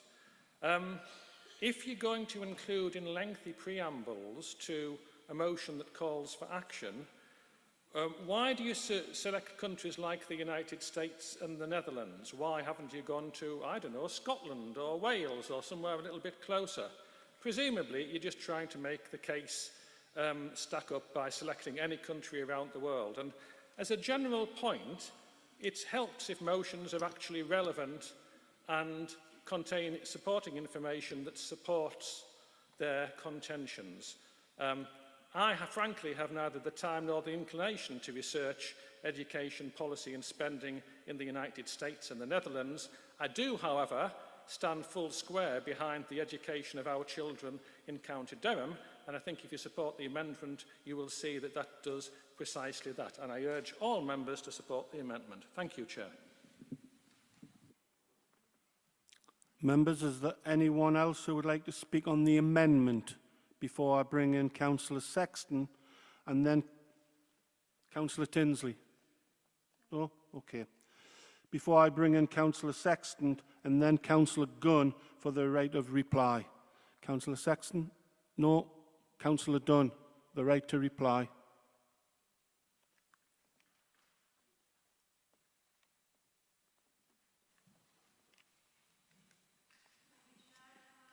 Thank everybody for their comments, and can I thank Councillor Henderson in particular for making the points that he made regarding commitment to children's education. Just picking up on a few points about the amendment and Councillor Bell's comments. I didn't just pick these countries with a pin in a map. It's not what I do. I do actually do an awful lot of research into the education of children and young people, not just in County Durham, but throughout the country and in other countries as well. It was actually part of a previous job I held. Where I got those figures from was actually from Sir Kevin Collins himself, and I took a lot from his statement after he resigned. I'm not going to accept this amendment because whilst it is part of the preamble, it is nevertheless very valuable in putting forward the actual background to what is happening in terms of the Education Recovery Programme. There's a lot more I can say on this, but I won't at this time. I would like to thank you, however, Councillor Bell and all the other speakers in the coalition, that you have accepted what is in fact the resolution regarding writing to the Minister, the Government, the Prime Minister and anybody else who's in government at the moment who might have some particular influence over this. And I would hope that you will also note what part of the preamble here, which is about the pupil premium funding being affected by the change of date of the census for free school meals. And I will just draw your attention to this headline in the Northern Echo this morning, which is the North East Child Poverty Commission stating on the millions that schools are going to miss out on. 1 minute left, Councillor. Because of the government's action over a no consultation on that particular change of census date. Thank you, Chair. Thank you. Okay, we now move to the vote on the amendment. So we are voting whether you are in favour or against the amendment, which is the document in front of you with the track changes. We had a request at the outset of this motion that there would be a recorded vote. Can I ask, do you wish a recorded vote for the amendment? And if so, is it supported by 10 members? No. Okay, so it will be an ordinary vote. As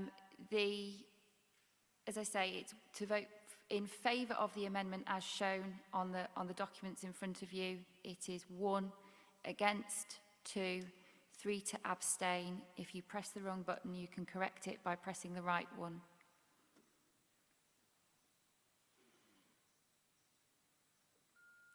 The vote's open.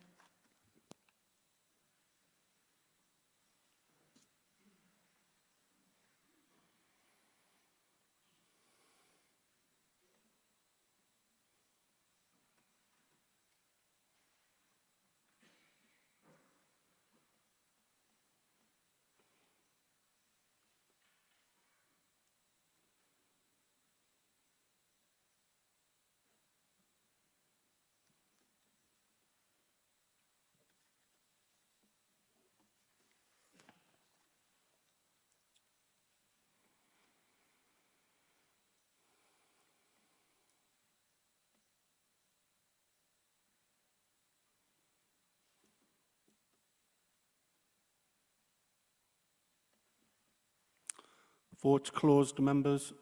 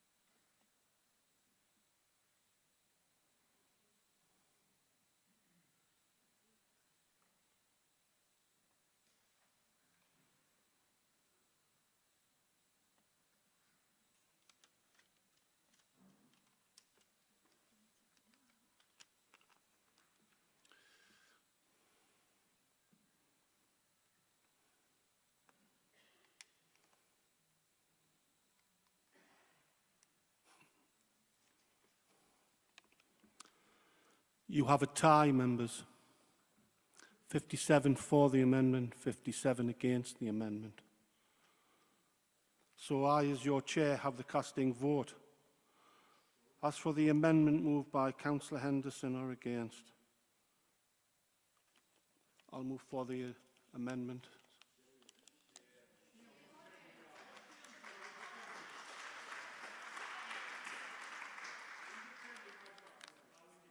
Thank you, members. Councillor York, can you read your motion, please? Oh, wait 1 second. Sorry. Jumping well ahead there.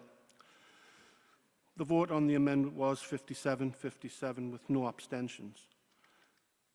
The amendment then becomes the substantial motion. Is there anyone else wishing to speak on it on the substantial motion? A hand? Councillor Wilkes.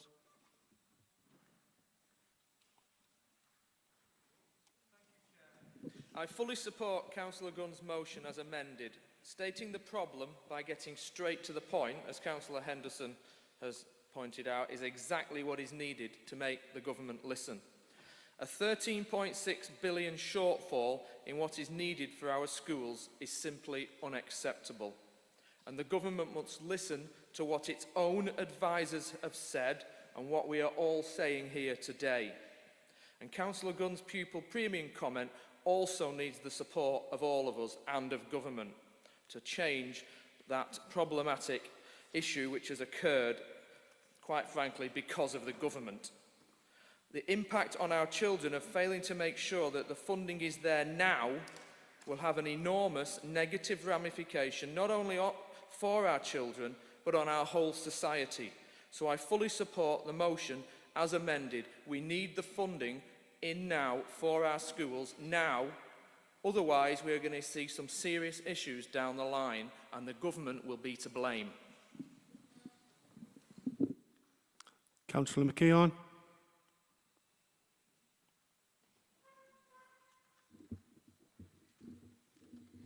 Thank you, Chair. I wasn't going to speak on the substantive motion, but I wanted to address some of the points that Councillor Bell made in discussing the amendment.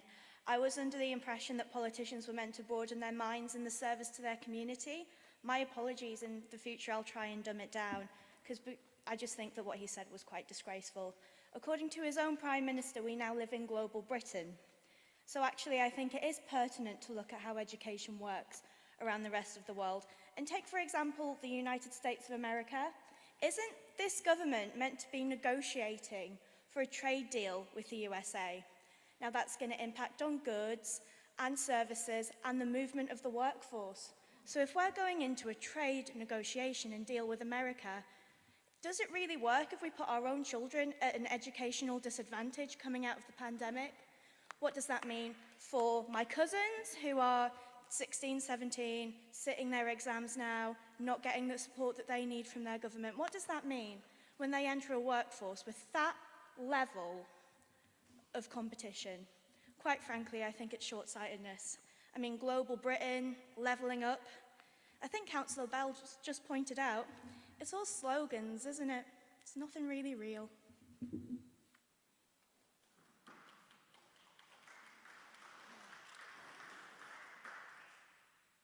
Councillor Denali.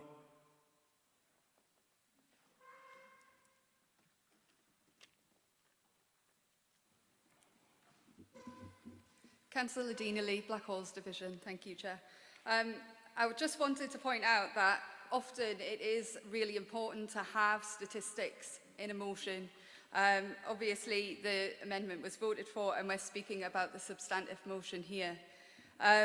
In terms of in the past, you see that the School Cuts Coalition analysis has demonstrated there's been significant cuts to education. This has increased class sizes, reduced numbers of staff and support, and has not covered the resources needed in schools. And that is before we hit the pandemic. Add to that the fact that the government's austerity policy has put many families in poverty. And let's face it, can you concentrate if you haven't eaten? The Education Recovery Commissioner had judged that £15 billion was needed to repair the damage of the coronavirus pandemic. And this has been cut to 1.4 billion. That is a significant amount. Now, the amendment has been voted to remove all that information, but that information is the thing that people will listen to, that people understand, and that people can use their hearts and their minds to make a decision with. Now, although that has been removed, I do agree that we need to do something about the amount of money that has been proposed. And therefore, although the amendment has been made, I am still voting for the substantive motion. Thank you. Councillor Bell.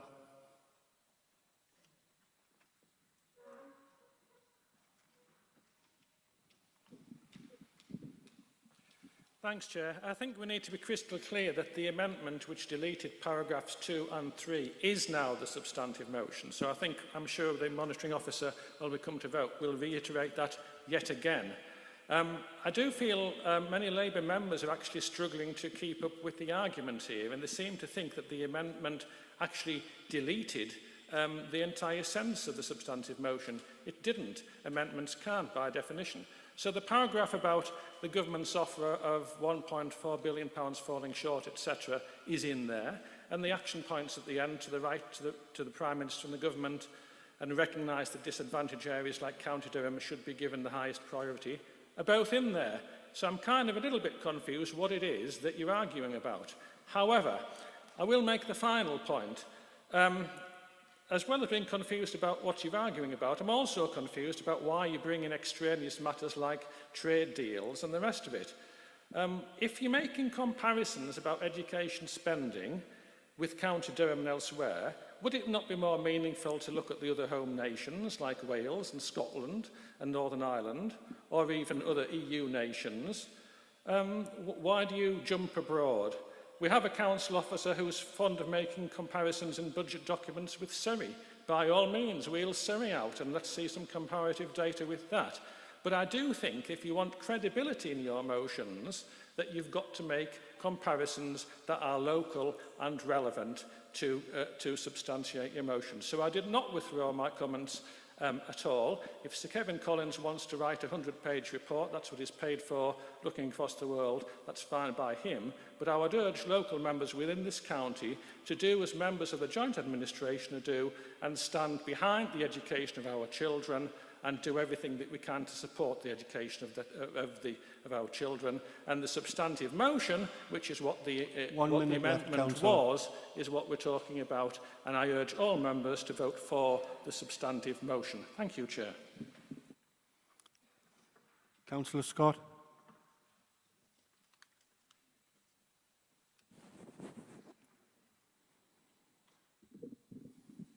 Chair, it's clear that we are all in agreement. Everyone in the Council, I think, stands behind this substantive motion. And in order to allow sufficient time for Councillor York's motion to be debated, can I ask that we move to a vote immediately?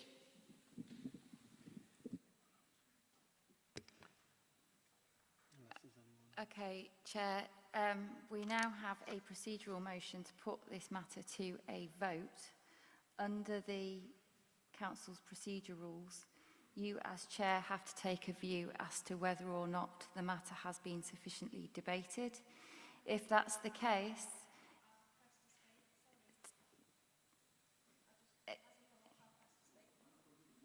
the Chair has, if the Chair, in the Chair's view, the matter has been sufficiently debated, the procedural motion as to whether or not we put this to a vote will be put to a vote.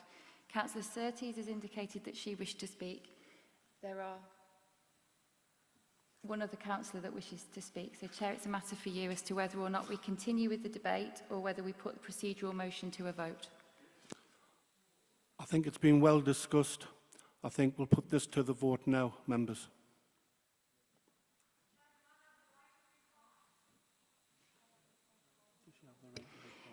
Chair, we will deal with the procedural vote first as to whether or not the matter goes to a vote. If it goes to the vote, then Councillor Henderson, as the mover of the substantive motion, gets the right to reply. So we are shortly going to vote on whether this matter should go to a vote or whether we continue the debate. It's my discussion.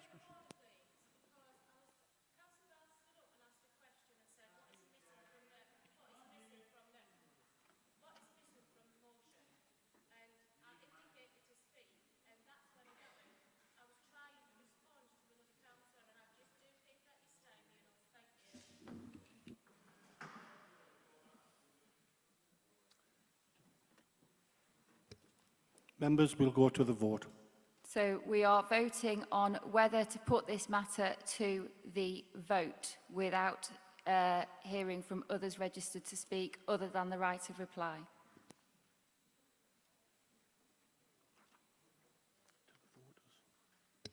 It will be 1 if you want the matter to go to the vote, 2 if you're against, 0 to abstain.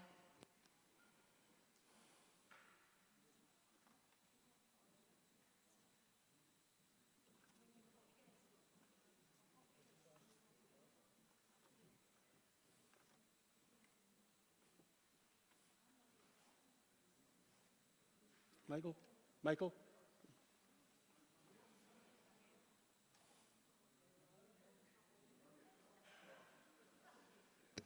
We'll confirm when the vote's open. It wasn't in the script, so Michael needs a couple of minutes to get it set up.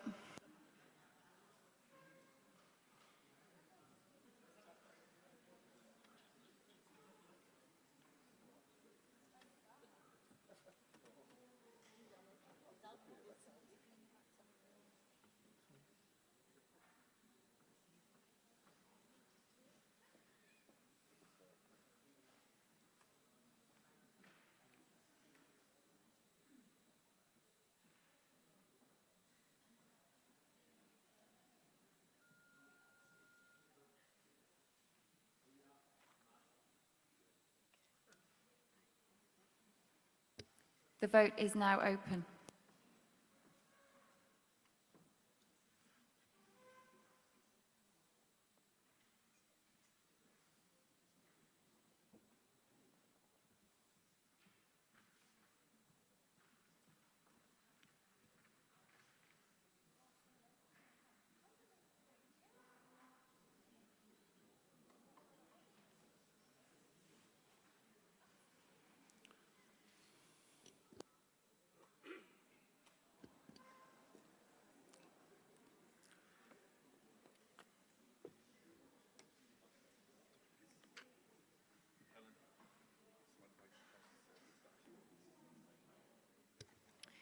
For clarity, we are voting on the procedural motion that this matter be put to a vote. So we are voting on whether to close the debate and go to a vote once Councillor Henderson has had his reply, or to continue to allow the people who've registered to speak.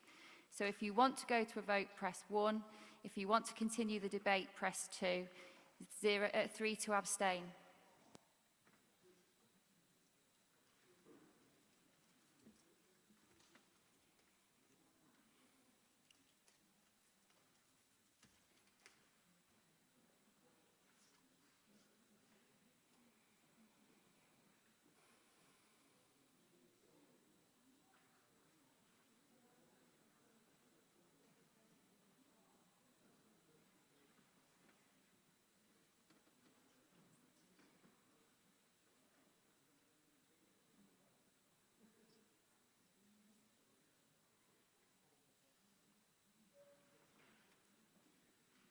Vote closed.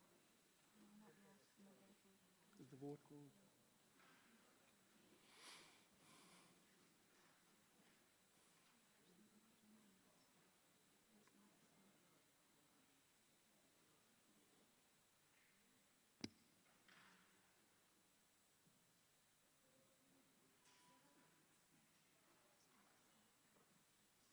Councillor Maddison, can you make sure your vote's registered, please, or raise your handset if you're having trouble?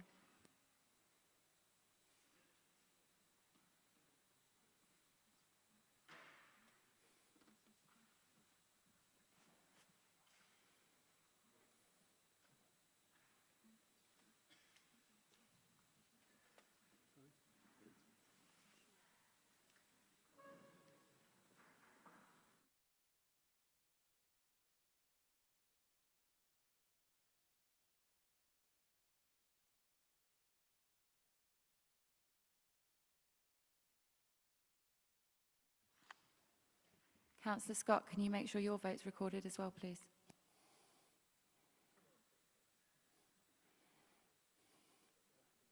I think the voted too early.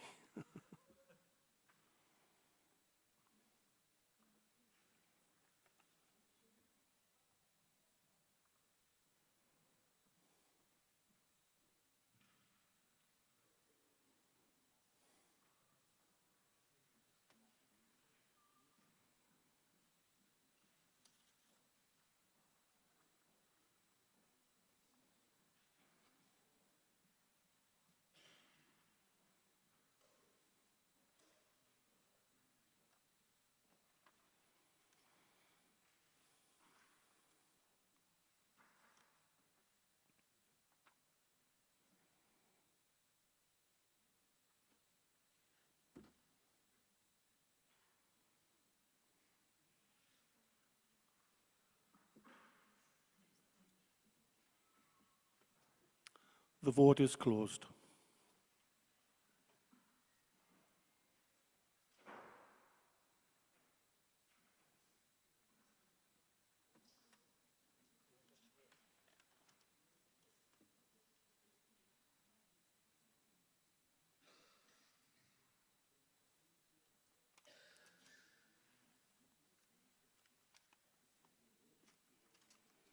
Procedural motion to bring the debate to a close.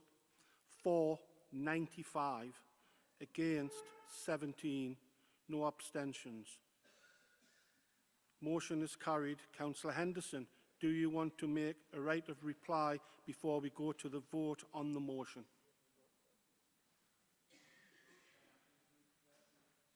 Hammer this to the ends of the earth. I think we should go straight to the vote. Thank you.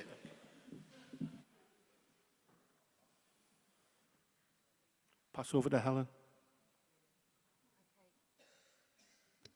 So when the vote's opened, we will be voting in favour or against the substantive motion moved by Councillor Henderson, which is, again, the one in front of you with the track changes. So if it's 1, if you're in favour, 2, if you're against, 3 to abstain.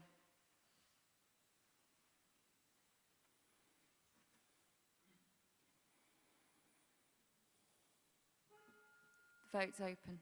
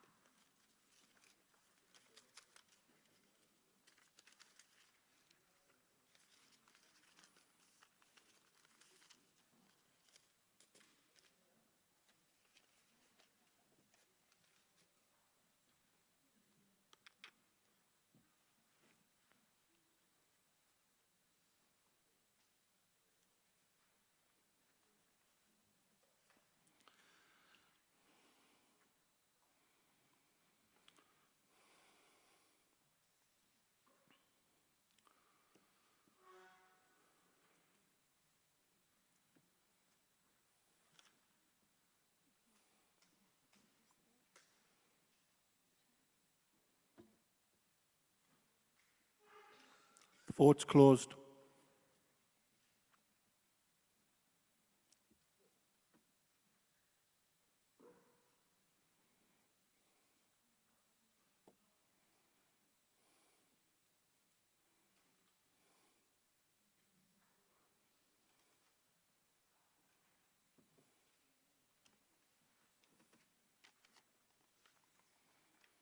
For the motion, 107.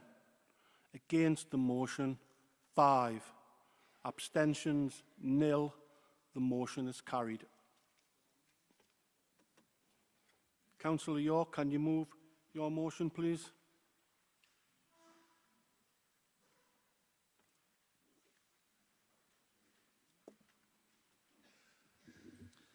Thanks, Chair. Rob York, member for West Auckland Electoral Division. And before I start, I'd like to ask for a recorded vote, please, Chair. Just like to make one thing absolutely clear. I'm not against a bypass for Toft Hill. In fact, I was one of those people on the A68 committee fighting for a bypass for Toft Hill. However, any bypass built must bypass West Auckland. Otherwise, it just doesn't make sense. 30 years ago, this council built Phase 1, which was the Cowden Bishop Auckland bypass. Then 13 years ago, we opened the St Ellen Auckland West Auckland bypass. Phase 3 was to be the West Auckland Toft Hill bypass. We even built the roundabout to take Phase 3. However, in those intervening years, we have been repeatedly told there is no money. We sent a petition to Parliament back in January 2019, and the then Minister for Transport, Chris Grayling, kindly wrote back to tell us there was no money in the kitty. Indeed, when I emailed Dave Wafer, our head of transport, back in March 2020, he replied by saying, The completion of the West Auckland bypass also coincided with the period of austerity and the removal of the national funding programmes for major roads. So let's look at the Levelling Up Fund. On page 6 of the prospectus that came out in March this year, it states, the fund will focus investments in projects that require up to £20 million of funding. However, there is also scope for investing in larger high-value transport projects. Bids from £20 to £50 million will be accepted for transport projects only, such as road schemes, and can be submitted by any bidding local authority. So why isn't this council more ambitious? Why aren't we applying for £50 million? We've had nearly £250 million taken away from this council in cuts over the last 10 years. So let's submit a bid we can all stand behind. The number of cars and lorries has increased sevenfold over the last 50 years. We're expecting up to 1.5 million visitors a year coming to Bishop Auckland thanks to Kinrain and the Auckland project. So visitors will be coming along the A68. The cattle market has recently opened in Darlington. Unfortunately for us, it's on this side of the A68. This means significant increase in wagons. And finally, we look at government statistics which all show further increases in car and lorry usage over the coming decades. This is a half-baked idea for half a bypass, and it doesn't even solve half a problem. I would ask members today to please support this motion. Let's take a breath. There's no rush to be the first to submit. This isn't shovel-ready. We have had absolutely no warning and no consultation. We've had no consultation locally at all on this. So please support the residents of Toftdale, West Auckland, St Ellen Auckland, Spring Garden, and please support this motion.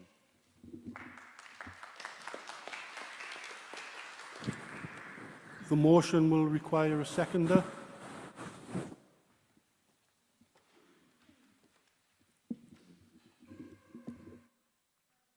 Councillor Samantha Townsend, Shildon and Buchan. Whoa. You would think that having campaigned long and hard for a Toft Hill bypass, that the proposals to build a bypass would be welcomed unanimously by the people of Toft Hill. But this is not the case.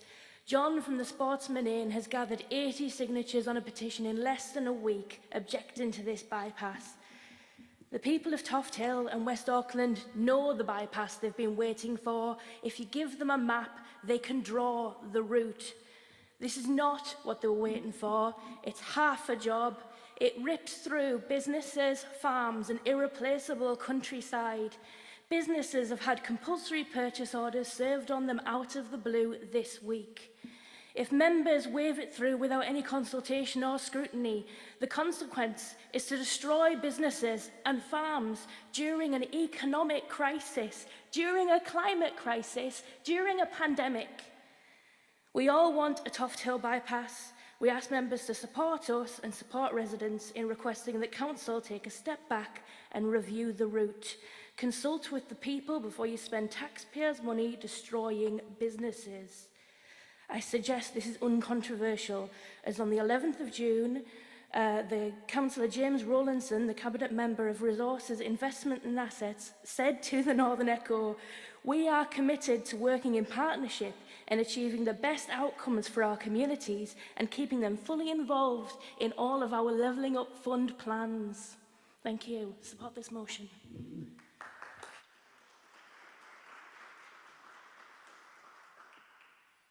Any member wish to speak on this motion? I have Councillor Bell. Sorry, John. Councillor Shuttleworth.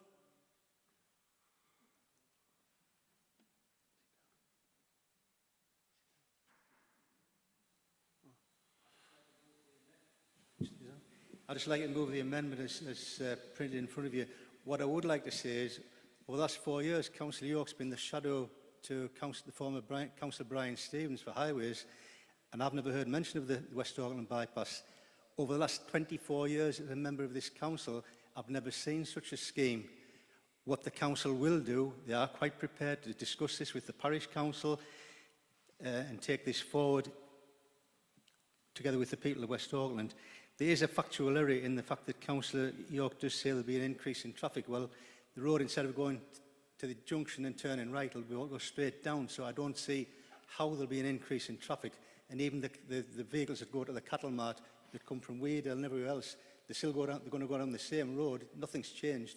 But the council's committed to speak to the parish council, committed to work with the parish council, and I hope they'll work with Councillor York as well. Thank you. Need a seconder for that, please? Councillor.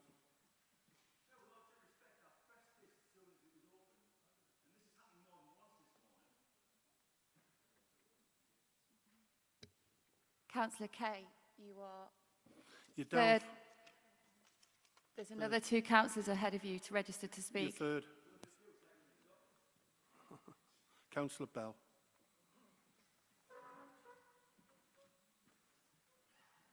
Thanks, Chair. I move the amendment as printed before you and explain briefly why we have amended the motion from Councillor York. The motion is factually incorrect in that it states that there will be an increase in traffic through West Auckland in consequence of the Toft Hill bypass as outlined in the Levelling Up bid. The considered opinion of our highways officers, and indeed anybody who knows the roads, is that the Toft Hill bypass will make no difference to traffic flow in West Auckland.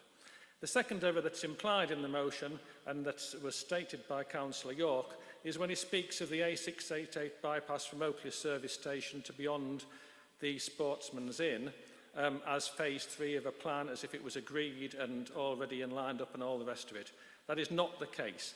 There is no historic map of such a route. There is no mention of it in any DCC documentation, the County Durham Plan, the Regional Transport Plan, all the documents that such a proposed route would need to be in to apply for funding. There is no mention of it. So I don't know where Councillor York has been for the last 10 years. We have a Toft Hill bypass for which most of the preparatory work has been done, and Councillor York's route on which we are starting with no background or evidence of need. We now urgently need to justify the bypass for West Auckland, and that's why the amendment recognises the legitimate concerns of all the communities involved, and why it states that the Council is committed to working with all of them to improve their traffic problems and work on the bypasses. And I don't know where Samantha Townsend has got her compulsory purchase notices from, but my information is that informal consultations will begin in the next few weeks with people affected by the Toft Hill bypass. A formal public consultation will happen in November, and a planning application will go in December, with ground investigations happening through September, October. So I think any talk of compulsory purchases is a little premature. Thank you, Chair. Members, before I go any further, we have reached the time limit of 2.5 hours for the meeting. Motion has been moved and seconded. I will now put it to the vote without any further discussion. To the vote for the time. Chair, just as a point of clarity, it's the amendment that's been moved and seconded, so before we go to the vote, Councillor York does have a right of reply to it. Councillor York.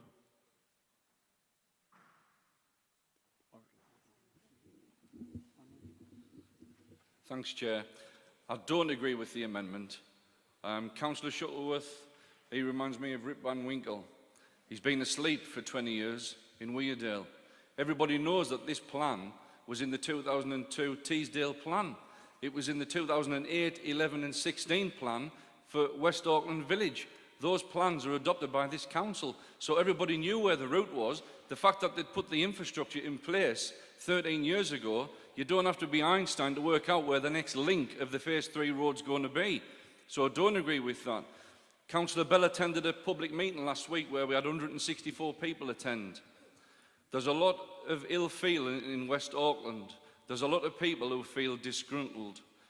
You know, and Councillor Bell came along last week, and I hope he could clearly see that. If he hasn't, he should have stopped off at Specsavers on the way through Barney Castle today. Now, you know, what we want you to do is to vote against this amendment. I think when the Minister gets this bid, this Levelling Up Fund bid, on his desk, he'll refuse it anyhow, because it doesn't do what it says on the tin. It doesn't level up West Auckland, it levels it down. It doesn't level up Spring Gardens, Toftdale. There's nothing in this bid for Woodhouse Close. There's nothing in for Cowden or Eldon Lane. This is what the Levelling Up Fund is supposed to be about. I mentioned on page 6 of the prospectus, we can apply for up to £50 million. And I come back again to Councillor Bell. Why is this council not being ambitious? The Stronger Towns Fund, which Councillor Hopgood mentioned earlier, the government allowed bids for up to £50 million.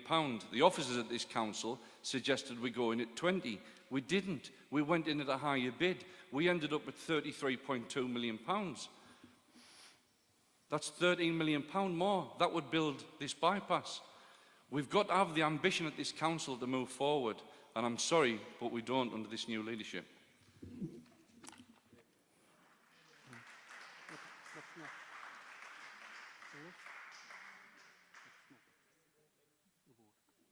We'll go.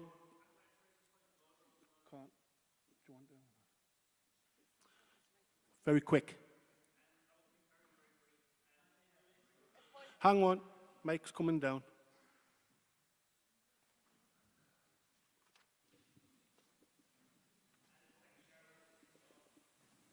Hello.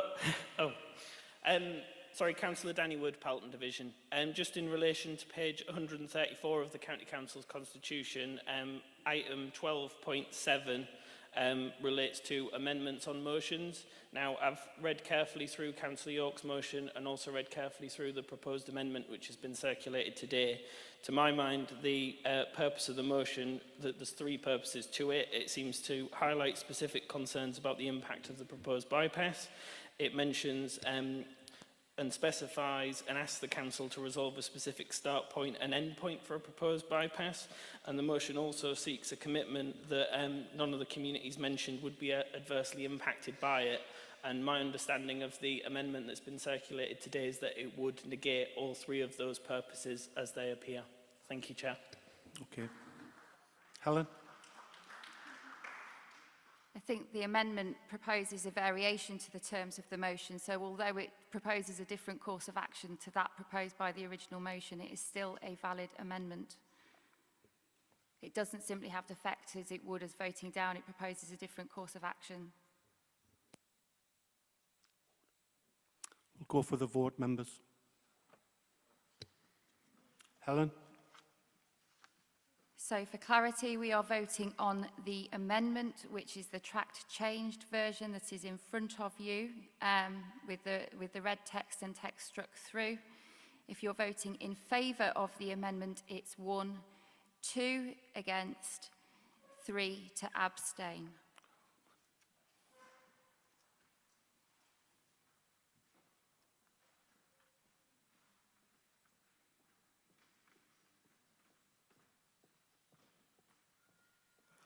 The vote's open.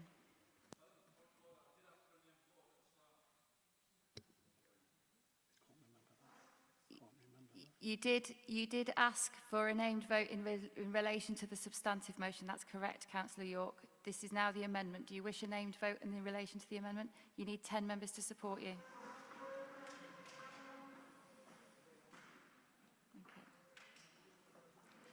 Okay. It will be a recorded vote and it will appear in the minutes. The vote is open.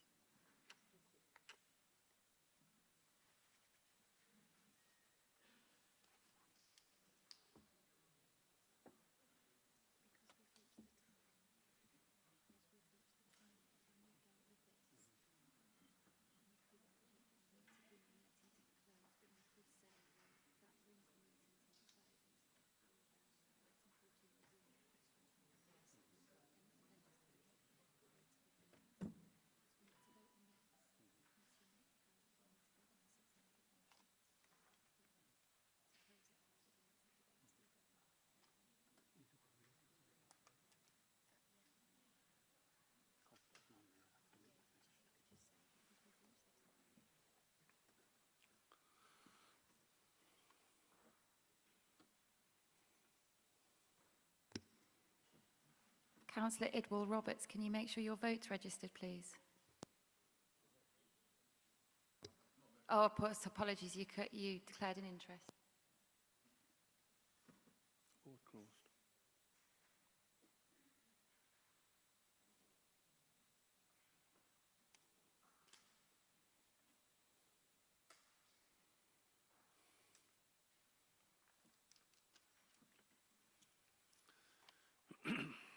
The amendment, for the amendment, 60. Against the amendment, 50. No abstentions. The amendment is carried. It becomes the substantial motion. Councillor Shuttleworth, do you wish to reply before the vote?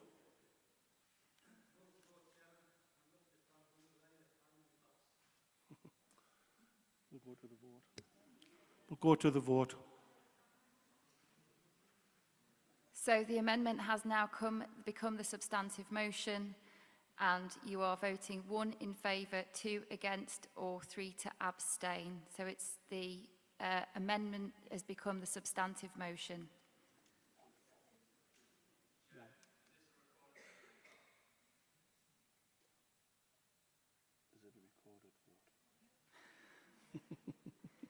Have we got 10 members supporting the recorded vote?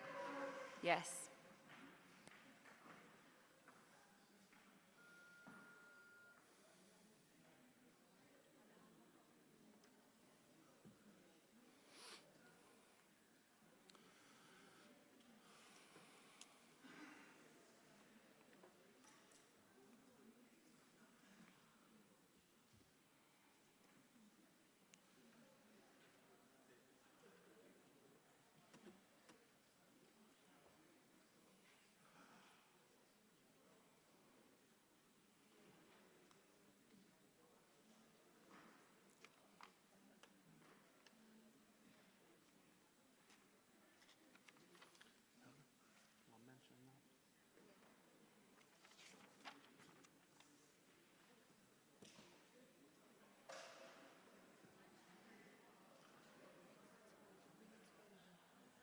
Members, thank you.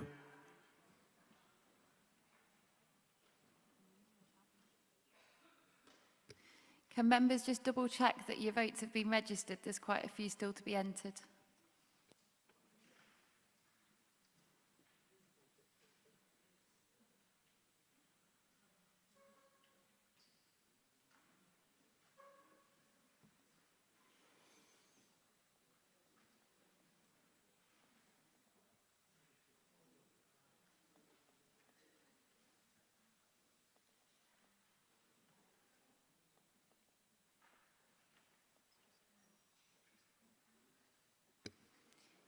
Councillor Christine Bell, can you make sure your vote's registered, please?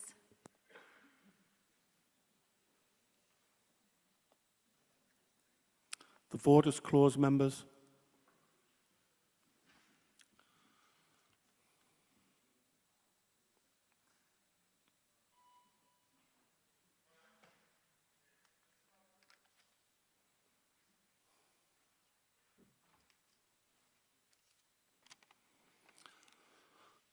Members, for the motion, 62.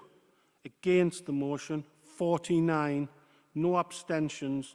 The motion is carried, members. Members, can we move to 14? There's no questions being submitted for today's meeting, so I bring this meeting now to an end. If you could remain in your seats until I read out the agenda. Before the meeting finishes, I would like to thank everyone for taking part and those members of the public and media who have watched this meeting. If everyone in the meeting could please stay seated until the broadcast ends. Thank you.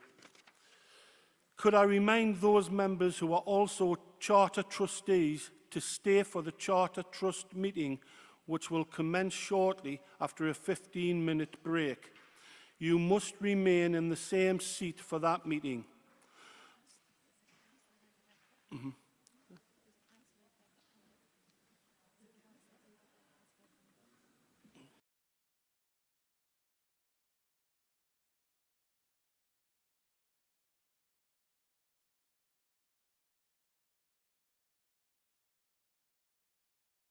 I'm hoping that this will never happen again. This is nearly 250 sheets of paper that will be wasted. We all have electric devices.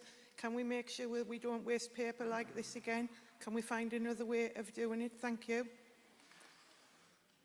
The hall is now going to be emptied one row at a time. You will be asked to exit the hall in a safe and considered way. It would be helpful if you could please leave your handset and registration card on your table. These will be collected back once everyone has vacated the hall. Thank you for your attendance, members.